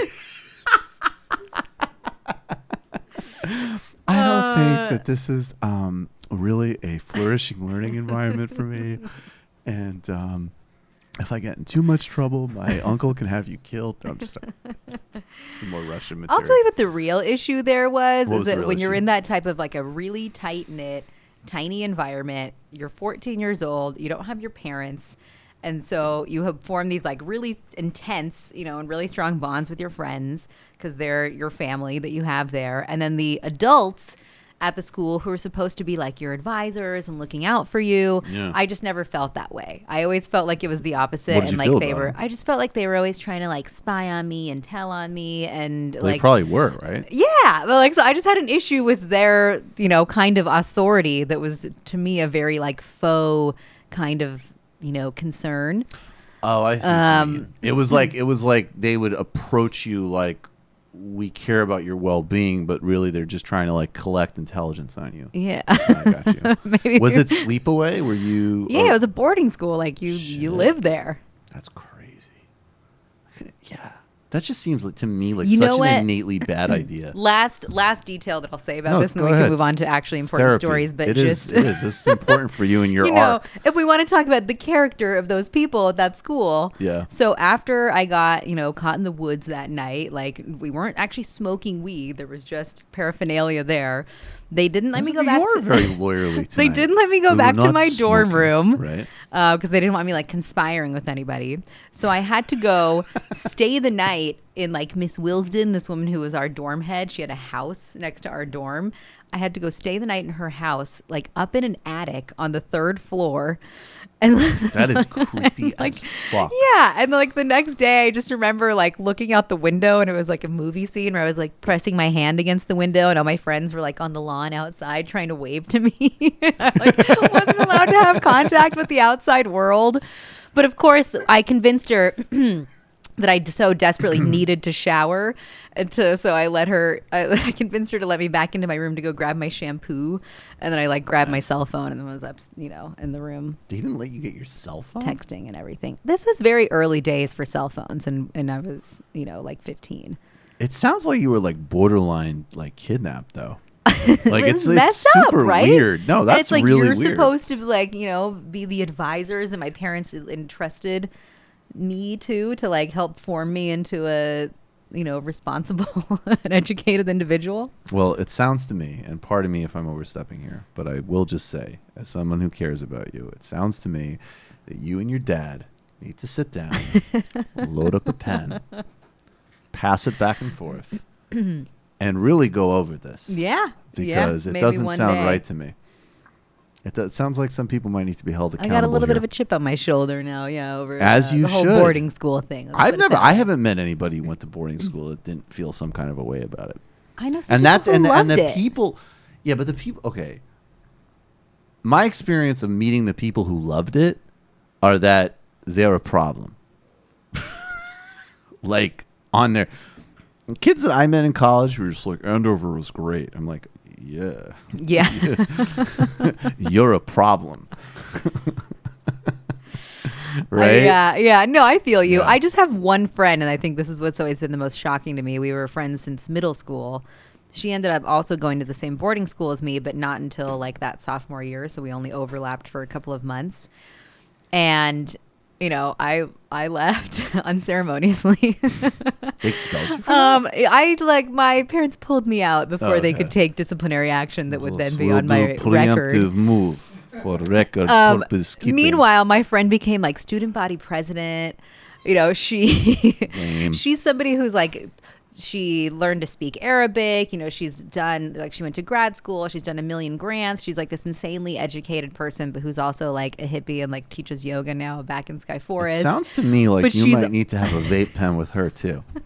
Well, no, we still like chill. Okay, she's still so my you very guys are good still friend. cool. Okay, cool. Yeah, but she loves it, and she's like part of the alumni association. She's always doing all these web events, and I'm like, I don't understand how you, of all people, like love this. Do you ever place tell so her that? much. Like, you're too cool to like this place? we talk about it a lot, actually. I do. I mean, this whole shit with Brett Kavanaugh, like, all kidding aside, is a transition, has been like one of the subtexts is like an unwelcome return of like conversations about prep schools. And I certainly didn't. I mean, I didn't go to school, period. But I did know a lot of kids who went to prep schools, and I've met them at various points in my life. And as I say, it doesn't. They're not a net positive for our society. It seems to me. Well, can I just the one thing I would say though is that sure, there's lots of people that went to prep schools. Not everybody that goes to a prep school. I don't think so. Not everybody that goes to a prep school, allegedly restrains women and tries to rip off their clothes. Every single when person they're that goes 15. to prep school is a bad person, period. And that was my point, Alyona. No, of course not. Not every single person. I'm talking even on the level of people who went and seem to have like a really bad experience. I'm talking like dudes too. Like, even set aside like all of the worst shit. It just sounds like it's just a sketchy proposition. I don't know about you guys. My school didn't have Greek life, but I hear people tell me stories about rushing for their fraternity, and it just sounds. Well, prep school is just the setup for that. Right, exactly. Yeah, it's like the precursor. They're nuts. They're like, and sometimes they sound really fun. My school didn't have a Greek life either, which was partly why I chose it. But because you had to go to Santa I went to Cruz UC and Santa get away Cruz, with it. I just want to get away from all of it. So like they could like shine a flashlight on you and be like, "You're not packing that right. Do you need help?" The funny thing is, I found myself a couple years later in college at Santa Cruz, like in the woods with weed, and I was like, "This feels familiar, but it feels so right this time." Wow. So funny the way like time dilates. Fuck it. Here's going to be an elegant transition. Let's just talk shit about all these people in a minute. When you're done, you have any other prep school and Oh no, I was just so memories? stereotypical. Like, I remember my first day at Santa Cruz, and I was just like walking from my dorm down to the quad because I had to go get my picture taken for my student ID. Yeah, I was doing this, and like this guy's like, "Hi, I'm Brian," and just starts, we start chatting. We're both like friendly and excited to be at college our first day, and he's like, "Yeah, you want to go smoke some G13 out in the woods?" I was like, awesome. "Oh, like I've known you for 10 seconds." Or G14, whatever the hell they used to call the medicinal stuff. I don't Oh wow! So I thought that was like a synthetic or something like that. No, back in the day, that was just the like real that. deal And medicinal Alana's marijuana. and then we went and smoked meth, and I thought, No, it's going to be a great no, experience. We didn't have meth at prep school, and my new friend was able to take care of it within I was first just like, hour oh, of hanging day out one with us. college. This feels like a movie. But it was. Yeah. College is probably the most stereotype confirming experience ever. Very true. Very true. Although for me, without again spilling, like from some of the experiences I had high school age, by the time I went to college, I was like, not to say I didn't do some shit, but I was like, I remember seeing some activities and being like, you guys have never like, you haven't done drugs before? Like, what's going on? Like, why is everybody so excited? Like, didn't you already do this? Didn't you do keg stands when you were 14? Like, I don't know, but the excitement didn't. I did a lot of that stuff before college too, but the excitement didn't wear off. I like that. I was like, yeah, I did it both times, both awesome. Still stoked. Still loving it. Still stoked. That's awesome. Yeah, I got all jaded. I fucked up for a couple years in college. I took it seriously, which is a big mistake. You know what? Yeah. No, you did it right. I regret not taking it seriously. Now when I look back, I'm like, oh, just wasted. I had too much. Wasted It was too much money anxiety going into college. I got in. I was like, my parents didn't give me a Volvo. I need to fucking do this. Like, this is actually scary. Yeah. Like, real shit's coming at me. My parents did pay my tuition. I was a spoiled waste of space. That's awesome. I'm very grateful to my family. That's cool to see. But I think it all turned out all right. Okay. That's all I gotta say. In my defense. Wait. No, don't go for it again. No, just take your time. I'm sure it'll be funny. Just make sure you do it well and you do it with passion. What is that from? You just got Wyatt That's Coke. Wyatt Coke. Remember Wyatt Coke? No. Oh shit! All right, we got it. You know what? Oh my god! One more digression. We got to show you this. Okay, one day we'll talk about serious issues. No, it's whatever. It's fine. This is way more fun. Actually, we haven't watched this in probably a couple We haven't months, done this in a while. This is actually time for a return to the Wyatt Coke content. Okay, hold on 1 second. Sorry. Also, what's up with the video of the girl looking? You're going to sad see that. That is hall? Brett Kavanaugh's creepy as fuck friend, who is like the last person on earth you want to be co-accused of some shit with. Oh, Mark Judge? Yeah. Imagine you're co-accused. I just want to say, take it out of the realm of this story. If somebody said hey, when you were in, I don't know, this sounds cool, but I'm just trying to give an example. If I was getting, a Supreme Court hearing and somebody was like, yo, when you were in high school, you sold coke, serious amounts of it. And that's fucked up because you engaged in serious felonies and you have a anti-drug reform record, whatever. And I know you and your friend were coke dealers. And then you were a picture of your friend emerged and it's some asshole wearing a Kango hat when he's 50. You'd just be like, fuck. And he's a writer. You'd just be like, this is the last even if this story didn't exist, Brett Kavanaugh being friends with that guy should be disqualifying in and of itself. All right, here we go. This is Wyatt Coke. And in a certain sense, what Matt Lech is saying, this is you, Alyona. Shots fired. My father said to me, Wyatt, you can do whatever you want to in life, but just make sure you do it well and you do it with passion. Oh my god. Every day I go to the office, I feel enjoy like you have creating shown the me this clothes. now that I think about it. I bet we have. We played this Be a lot. bold means to me, be authentic, We have the be dollar real, shirt. be yourself, be confident, Drawing and the always hands. be a gentleman, but still have that tenacity that no one can take away from you. Look at the hand I motion. want my shirts to be able Wait, to pause be it, worn in pause the it, pause it. Alona, look at me for a Wait, second. are those money bags? Yeah, on we that got we have the t-shirt? real shirt in the closet. I'm telling you, I'm going to put it on. I'm going to put it on. Yeah, we're both. Yeah. I'm excited for this. Wait, real quick though, Alona, look, we're talking. Yes. Oh wow! See, it looks a lot more neon. Everything looks neon. I thought. I was very drawing in the disappointed when colors it. with I was highlighter. very disappointed when it arrived by how muted the tones were. Super excited. All right, yeah. So get that on. Get a good shot of the Wyatt Coke stuff. Just so bad. The fabric. I was very disappointed in the fabric. Yeah, it's I was very disappointed in this the is Wyatt everything. Coke of like the Koch brothers. Yes. And he's making shit like this. Yeah, it's. You know Is what? it It's really like- that? Is it really that surprising? All right, let's keep I going. feel like it's surprising stiff. that's your money bag shirt. Yeah, I like that. Alona's like, I'm quite surprised that the weird Coke progenies trust fund baby money bag shirt isn't more finely crafted. I was only the other time I was this shocked was when I was accosted by one of my dog parents with Well, what's the an Koch eighth of weed. Oh, well, like market-based management is the Koch brothers' philosophy that like they basically use to like not do maintenance on pipelines and stuff like that. And they follow through with that. Because the market will correct exactly. everything. That's why right? that shirt, that's why that shirt feels like you're wearing a cardboard box that's been folded The around market you. will correct it. Yeah, 'cause the- no one's right. gonna fucking buy it. Yeah, this kid is like literally a distillation of the market won't correct itself. Come to life. And what inherited wealth does Yeah, on the market. yeah. Inherited wealth is not good for you. Keep going. I want my shirts to be able to be worn in the boardroom or in a discoteca or a nightclub or on a yacht.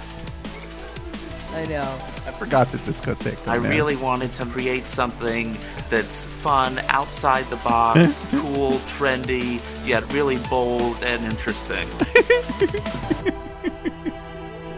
Oh my god. Oh, so he shit. said the word discotheque, and also I'm kind of creeped out now by the designs because I mean whatever, money bags is money bags, but the other one had handcuffs Yeah. and the other one just had hooks, just like fishing hooks. Hey, I don't even want to get into that, but I think He's got a bunch of new just being designs really too bold. since then. I think he's just being. Yeah, I think he's just doing I follow it it with on passion. Instagram. Wait, really? Actually, Yeah. why don't I follow that on Instagram? That's a good I wanna Instagram follow this on Instagram. Yeah, It's Wyatt. It's Wyatt.Ingraham. So he's not Ingram. So he's not using Coke? Coke. Yeah. Oh, stop. He probably was told he wasn't allowed to.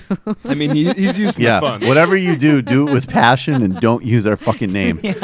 Under an alias. Yeah. Dare. Yeah. Do it with passion and anonymously. Oh my god. Let's start with that. Let's work our way in. This is creepy as hell, but it's sort of, I guess, in the comedic spirit. Okay.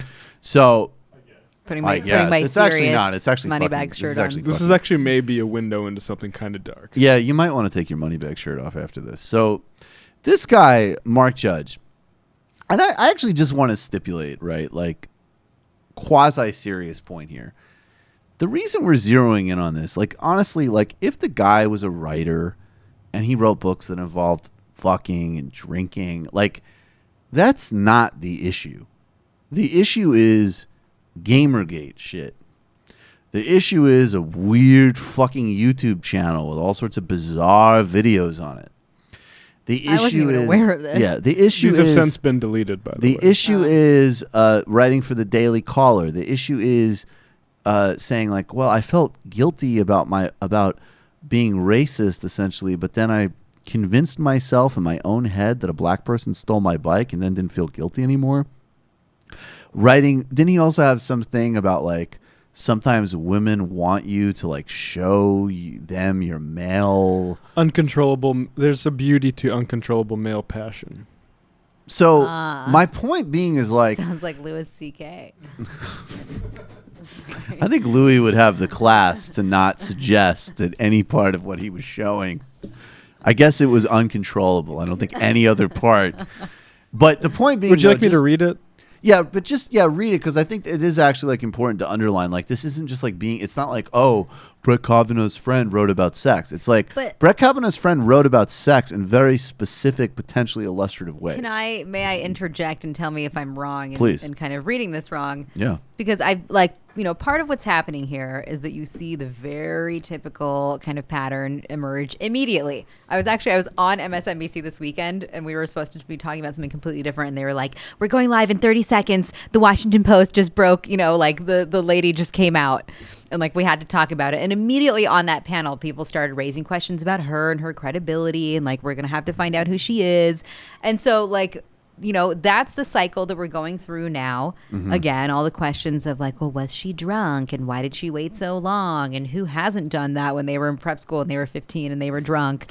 Which are all completely bullshit, I'm just trying to say, I said before, I was on TV the other day, and this dude is like, Michael, you want to be judged by everything you do in high school? I was like, dude, no. Hold me and to the I did a rapes. lot of shit, but I will absolutely be held to the did not put my hand over a fucking woman's mouth standard. And What hold is her the- down. and Yeah, hold her exactly. down and crank me. Like, what the fuck That's is not the just matter like with your you, average dude? poor decision making in high school. No. But is it fair to, like, Mike Judge is obviously not somebody who at this point is a good character witness for Brett Kavanaugh by any means, but like, did they stay friends? You know, like, can we judge him based on the fact that he was like friends with some guy who turned out to be a major douchebag later in life? Okay, so here are I have one like genuine answer for you and one that's just like operative. So my genuine is, it actually does seem, because part of this guy's writing is like a memoir of literally drinking himself into oblivion and doing all sorts of stuff in prep school. So you could say that the friendship and the culture sheds a light on something, and I think you can make a credible case. The second point is I mean, you know my philosophy. Like, I am not ceding an inch to these motherfuckers. And if it helps to destroy this guy's brand through association with this guy, I'm on it. I guess. But it's just like, I don't know, if I got blacked out with somebody in high school that I've never spoken to again since, and now they're like, you know, you didn't get saying blacked some out. gnarly white You know what? supremacist or whatever. No, I'm If not. you I'm got, not if you comparing somebody to who that. hung out with well, yeah, I know you're not, but I'm saying, like, if you were on the Supreme Court, that stuff would come out. You know what I mean? And No, that's maybe true. some of it would be legit. I mean, don't know. the things I've said on this podcast alone have completely Right. They would say, completely like, ruined my look future. at your association. I think there's some other associations that might have more implications than. No, it's true. You've said the worst things on this podcast. It's horrible. But I'm just saying, like, no.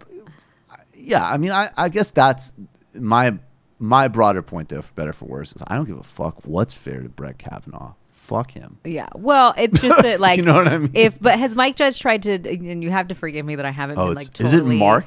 Mark? I'm so sorry. I make that mistake all the time. If I didn't have it in front of me, flip. if I didn't have it in front of me, I'd do it My too. bad, Mike. He hasn't said anything regarding the Kavanaugh stuff. Yeah, he said first. Yeah, his this story is is also Okay, sorry changed. guys, I'm No, it behind. doesn't matter. It doesn't matter. A lot Basically, of he people said he don't didn't know. This is recall, weird. and now he's denying that it happened. But he also doesn't want to testify. And Christine Ford has said she wants the FBI to investigate first. So I think it's basically like, you know, the FBI probably should investigate, right? Like first before they. Why not? But it's a weird reaction, right? That is a weird. I mean, we pointed this out at the time. If somebody accused you of this type of thing and it did not happen, your first response would be, I don't recall. It'd be absolutely, I did not do that. Yeah. Period. And Case closed. And if you were being falsely accused, you'd be like, okay, I'm glad she put one of my buddies in the room there with me. So now I got a witness for me on my side, right? Like, that's not something that somebody faking an allegation would do. Right. And then I think to go from I have no recollection to this didn't happen is a weird progression. That's very highly questionable. Yes. We'll get to the more serious stuff in a second, but I'm sorry. I do want to bring this guy out. I think he should be brand associated with Brett Kavanaugh. And I think the fact that he is actually like a right-wing reactionary writer, and you'll read that quote in a second, I'll read it part over and the parcel video of this whole Republican Party. Mm-hmm. So let's watch this video because it is just weird. So over this video, I'm going to read this is from a review of Hard Case Crime, a Pulp Fiction sort of like bodice ripper sort of thing. Oh my God. And this is a review that he wrote for that. So I'll just read that while this goes So the on. best defense this guy has is he's probably still a virgin. To make it alright. Says, of course, a man must be able to read a woman's signals. And it is a good thing that feminism is teaching young men that no means no and yes means yes. All right, we're on safe ground so far. But Mark, there's also that ambiguous middle ground where the woman seems interested and indicates, whether verbally or not, that the man needs to prove himself to her. And if that man is any kind of man, he'll allow himself to feel the awesome power, the wonderful beauty of uncontrollable male passion. Hard Case Crime, Pulp Fiction, and Pulp Fiction in general, is not about controlling and hurting women, although there's some of that. It's an expression of authentic male passion, of sweaty sexiness in a world of pajama boys, government-mandated health food, and reactionary conservative blowhards. So Wait, what's a pajama boy? that's a Gorka thing. But anyway, this video is Now I'm just curious. Yeah, explain Pajama Boy. Oh, I've just heard Gorka say that. Yeah, I've heard. I guess that's like people who wear pajamas. Is this a right-wing thing? Yeah, like, it's a right-wing or is this thing. the way they see like snowflakes? Is like snowflake bros just wear pajamas when they go to bed because they have to hide The their era of the sexuality? pajama boy is over. I think his point was, yeah. What's amazing is I literally picture Gorka like in pajamas, Yeah, exactly. like applying his goatee and Monogrammed like pajamas. eating like Crisco. Well, yeah, if anyone's gonna wear pajamas, it's Right. that side. That thing. And I do say thing, and I do say subhuman, and I do say freak, and I do say mutant. It's really weird that he has a whole YouTube like page full of dozens of videos that are just stills of like slow music and women sort of staring at the camera. So they're just stills? They're like still There aren't videos. even- Like you can see they are moving images. Yeah, but He's like, I get it. it's like fucking art, but you jerk off. But first of all, where's that money coming from? Because he's not getting views on it. No. Like, what's going on there? Hey, Mom, I need more money from the funds. Wait, he produced that? Are you sure Yeah, they're, he they're not just like random images No, he found? and I'm pretty sure he Well, yeah, produced but them. that 'Cause would he be well, they're producing up on if- his page unless he got them from Yeah, someone. but like doing you the don't have to have mashup money to himself. like produce a video that's just a couple moving. Well, I think he's stills. hiring actresses Yeah. and just Oh, saying, really? "Hey, just let me video you." You just- Alona, if They're I really knew that you were intense. going to be a spin doctor for Mark Judge. I just want the facts. Oh, you just want to ask questions, huh? Oldest trick in the book. Oh my god. I want to run through these 3 clips actually really Okay. quick because this will I wanted you to talk specifically comparing and contrasting because obviously the echoes here of Anita Hill and then specifically the legacy of Joe Biden because I'll just editorialize fuck Joe Biden, but I want you to comment on all of this. Let's start with I believe this first clip is let's do first the hearing with Arlen Specter ripping into Anita Hill. We played Anita Hill's statement as the cold open tonight's show. This is an example of some of the type of treatment she got. You'll notice in this clip, Ted Kennedy actually tries to intervene for her, and Arlen Specter shoots him down. And the context for this is that Ted Kennedy was basically neutralized in these hearings because of Chappaquidda. And they were basically like, if you come out and you're probably the best, most forensic questioner on the Democratic side, we're going to just bring up your bio, which, that's fair politics. But just for context, how she was treated, and this is what people are referring to in part when people talk about how Joe Biden just didn't manage this process. And then we'll go to a clip of Biden and Clarence Thomas, and then Joe Biden today giving his spin. So we're just going to run through all 3 of these, and I'm going to throw to you, Alyona, because I want you to break it all down. I think we differ on our interpretation of what I said. Well, what am I missing here, Professor Hill? The witness speak in her own words rather than having words put in her mouth. Mr. Chairman, I object to that. I object to that vociferously. I'm asking questions here. If Senator Kennedy has anything to say, let him participate in this hearing. Now, let it. This proceeding has been illuminating to tell America what is the law on sexual harassment. That is something which had not been known.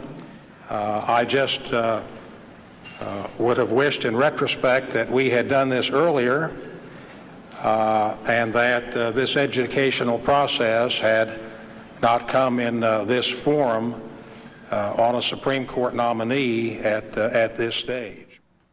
Okay. I have wondered about the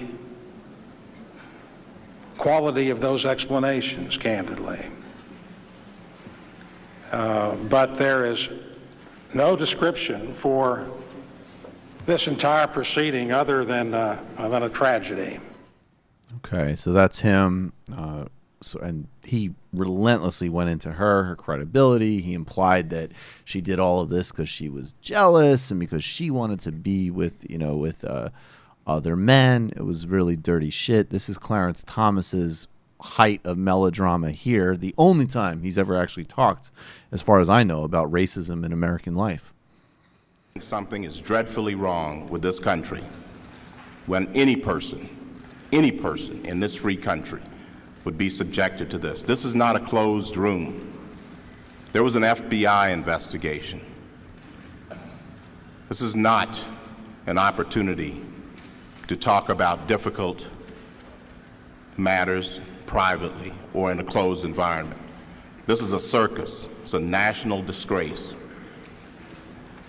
And from my standpoint, as a black American, as far as I'm concerned, it is a high-tech lynching for uppity blacks who in any way deign to think for themselves, to do for themselves, to have different ideas. And it is a message that unless you kowtow to an old order, this is what will happen to you. You will be lynched, destroyed, caricatured by a committee of the U.S. Senate rather than hung from a tree. Okay, so that's pretty extraordinary. And now this is Joe Biden from January 2018 talking about, what he regrets. Now, Anita Hill has repeatedly said that he's not reached out to her to apologize and talk to her, but this is his spin in preparation for a run in 2020. We've watched this incredible Me Too movement. In connection with that, you have said that you owe Anita Hill an apology about what happened back in 1991, the Clarence Thomas episode. Have you contacted her, number one? And number two, do you think this time it's different, that we are seeing with the Me Too movement something that is truly going to lead to change for women? Look, at its root, this is all about the abuse of power. It's all about the abuse of power. Whether it's Harvey Weinstein or the guy the plumber who has a secretary he harasses. It's all about the abuse of power, number one. Number two, women should be believed. I believed Anita Hill. I said I believed Anita Hill.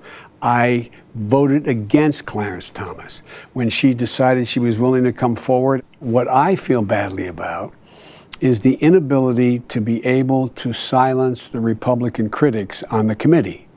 What people wanted me to do was to gavel down other senators who were harassing her. And I wish I had the power or a way to communicate. But you may remember, I got in shouting matches with witnesses who were attacking her.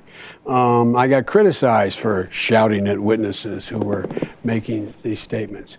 But she deserves credit because it took enormous courage for her to come forward.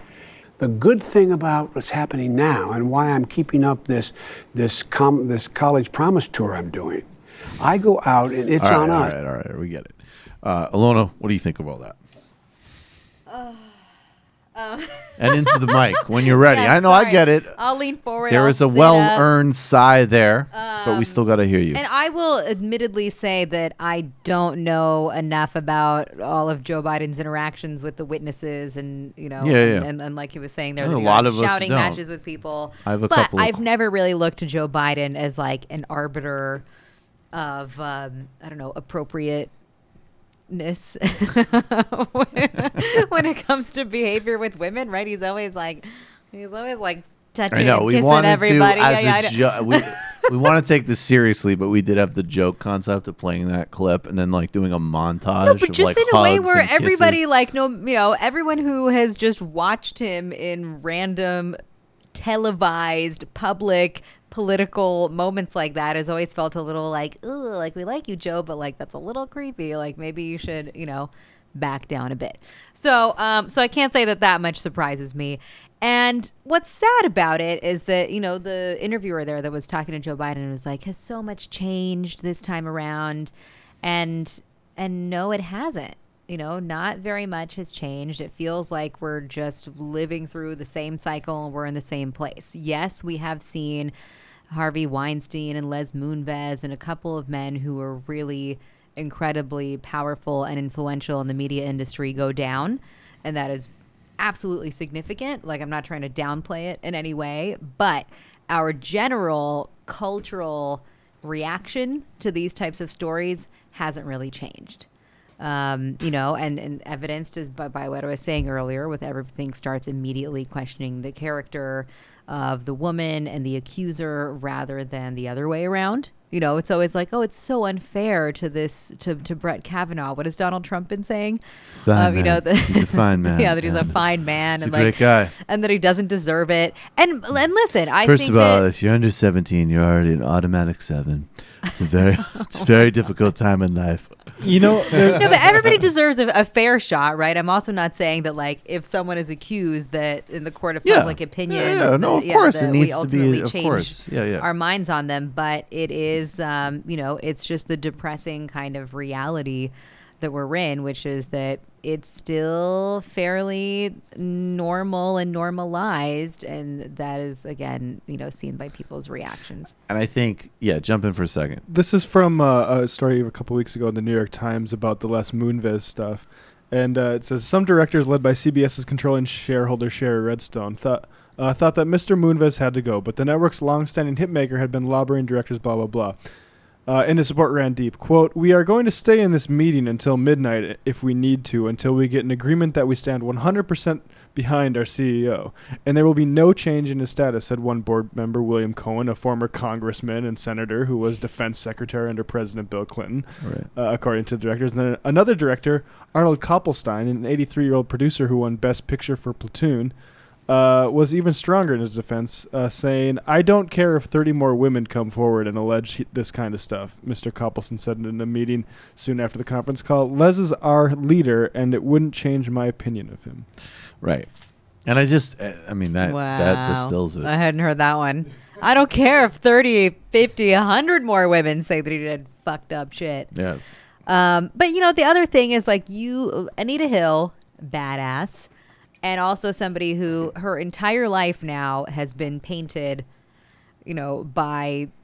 by those events and by the fact that she chose to come forward by them. Like, everybody knows the name Anita Hill. Right. And, and I'm sure that's been very difficult for her to also step outside of that and live any kind of life that doesn't bear some kind of association with that. And so for, any victim of sexual abuse, harassment, assault, whatever, it's never an easy thing. It always carries a lot of weight to make that decision to step forward. I've done some reporting and interviews with people who chose to do that in the ballet world. And, and so it's like, I just always want to mention that part too, when people are like, well, you waited so long. And it's like, well, because you realize that your life, it's not going to belong to you anymore in a certain way. Right. Once the media and the political sphere or whatever area you're involved with, whatever industry, once other people kind of get a hold of it, then you aren't in charge of your narrative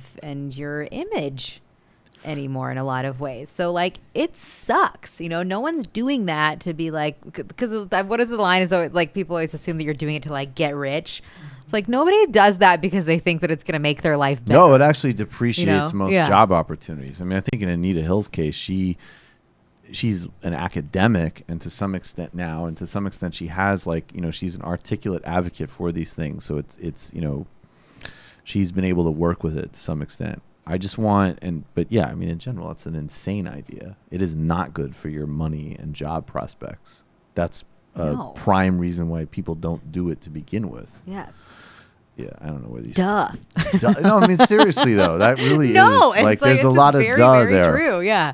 I just want to say quick, because before we get to the post game, I think because Anita Hill and others talked about, like, the two parts that I can glean, and we might do an illicit history on it, but, like, what I could get from somewhat of the Biden and Anita Hill stuff was that one part of it was that the Republicans on the committee were like, we're going to war and we're going to destroy you and undermine you in every way, shape, and form. In some ways that would apply today, because if you're, it's just like, is it true or not? But other ways in which we could even just say, on a popular discourse level a couple decades later, like, whoa, that's a totally insane sexist line of questioning and attack. And Biden didn't respond in kind. And also that even he himself demonstrated a very bizarre and kind of like tone deaf way of questions. So I just want to say, like, just briefly, I'm going to quote one line from this Washington Post piece called "Joe Biden's Disastrous Anita Hill Hearing, a Sexual Harassment Inquisition." And he said, "If you can, to the best of your ability," Biden asked at one point, "I'd like you to recount for us where each of the incidents that you mentioned in your opening statement occurred, physically where they occurred."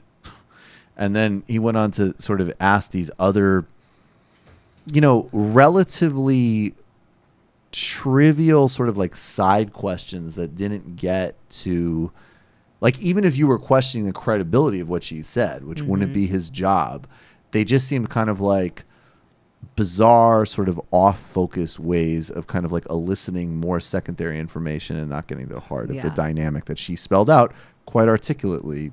That's what they're doing with the cold open. That's what they're doing with Ford, because they're Right. trying to trip her up on the metadata, and if she gets one of those things out of place, then it's like, well, she's definitely lying about it. Right, and that's the game that they're going to play. So why would Biden play it when he's supposedly having her back? Right. That's part of the critique of it, but that's the sort of general bullshit. We're going to get to the post game. Which one last note on that too is I feel like a lot of the attention has been on, like, what are Susan Collins and Lisa Murkowski going to do, when it comes to the people who actually are going to be voting on Kavanaugh, and it's like, why is it up to the women? Well, because they're literally the only swing votes. Like, they are. Not necessarily. Jeff Flake, Bob Corker, both resigning. I mean, come on. Jeff Flake has like made a whole, Jeff Flake end of career like But siren song about like, how wrong the Republican Party is. But not in any real way. He's a snake in the grass. Of course not in any real way. But so I'm just he's going to saying- vote to confirm Kavanaugh if it is, purely because he wants a Supreme Court that will permanently roll back workers' rights, economic rights, women's rights, and he'll do it. Just as he's voted for 99% but the issue, of but the again, Trump- we're acting like it's a woman's issue No, too. but Not literally- only because Murkowski and Collins are the only so-called swing votes, No, also but they just are, because we though. expect women to be the only ones to respond in a certain way. Why shouldn't every No, single but this was senator always the and case their with voting record be something that we majorly question if this is a story that's true and if they don't respond to it? Well, I agree with that. They should all get hammered for it, but they should get hammered regardless. I guess just practically Right, but there's like an speaking, expectation that those two, because they're the only women, ones that are will- in play, and that was the truth before this happens. I don't know. I feel like I mean, I wish it were otherwise, but that just is what it is. the resigning bros, like, what do you have to lose? Lobbying but yes, contracts, I'm with money, like No, Jeff Flake. but also an Jeff Flake important literally point. started his career lobbying for apartheid South Africa, or businesses that did business there against sanctions. Like, he's a bad guy, and they're all bad guys. And I fucking hate the sanctimony. I prefer the sociopaths. Seriously, I can't stand. I'm with you. Yeah. John McCain, Jeff Flake, and Susan Collins could have a year ago said, we're independents, we're caucusing with Democrats, we're still conservatives, blah, blah, blah, blah, jerk off motion, whatever. We still have a terrible agenda for America, but we take all of our melodramatic rhetoric about Trump seriously, and we're going to hold up the work of the Senate, and we're going to investigate him because America and country and blah, blah, blah, blah, Yeah. blah. They haven't done shit. No, Fuck outta nobody here. actually acts on. God, we haven't even talked about John McCain.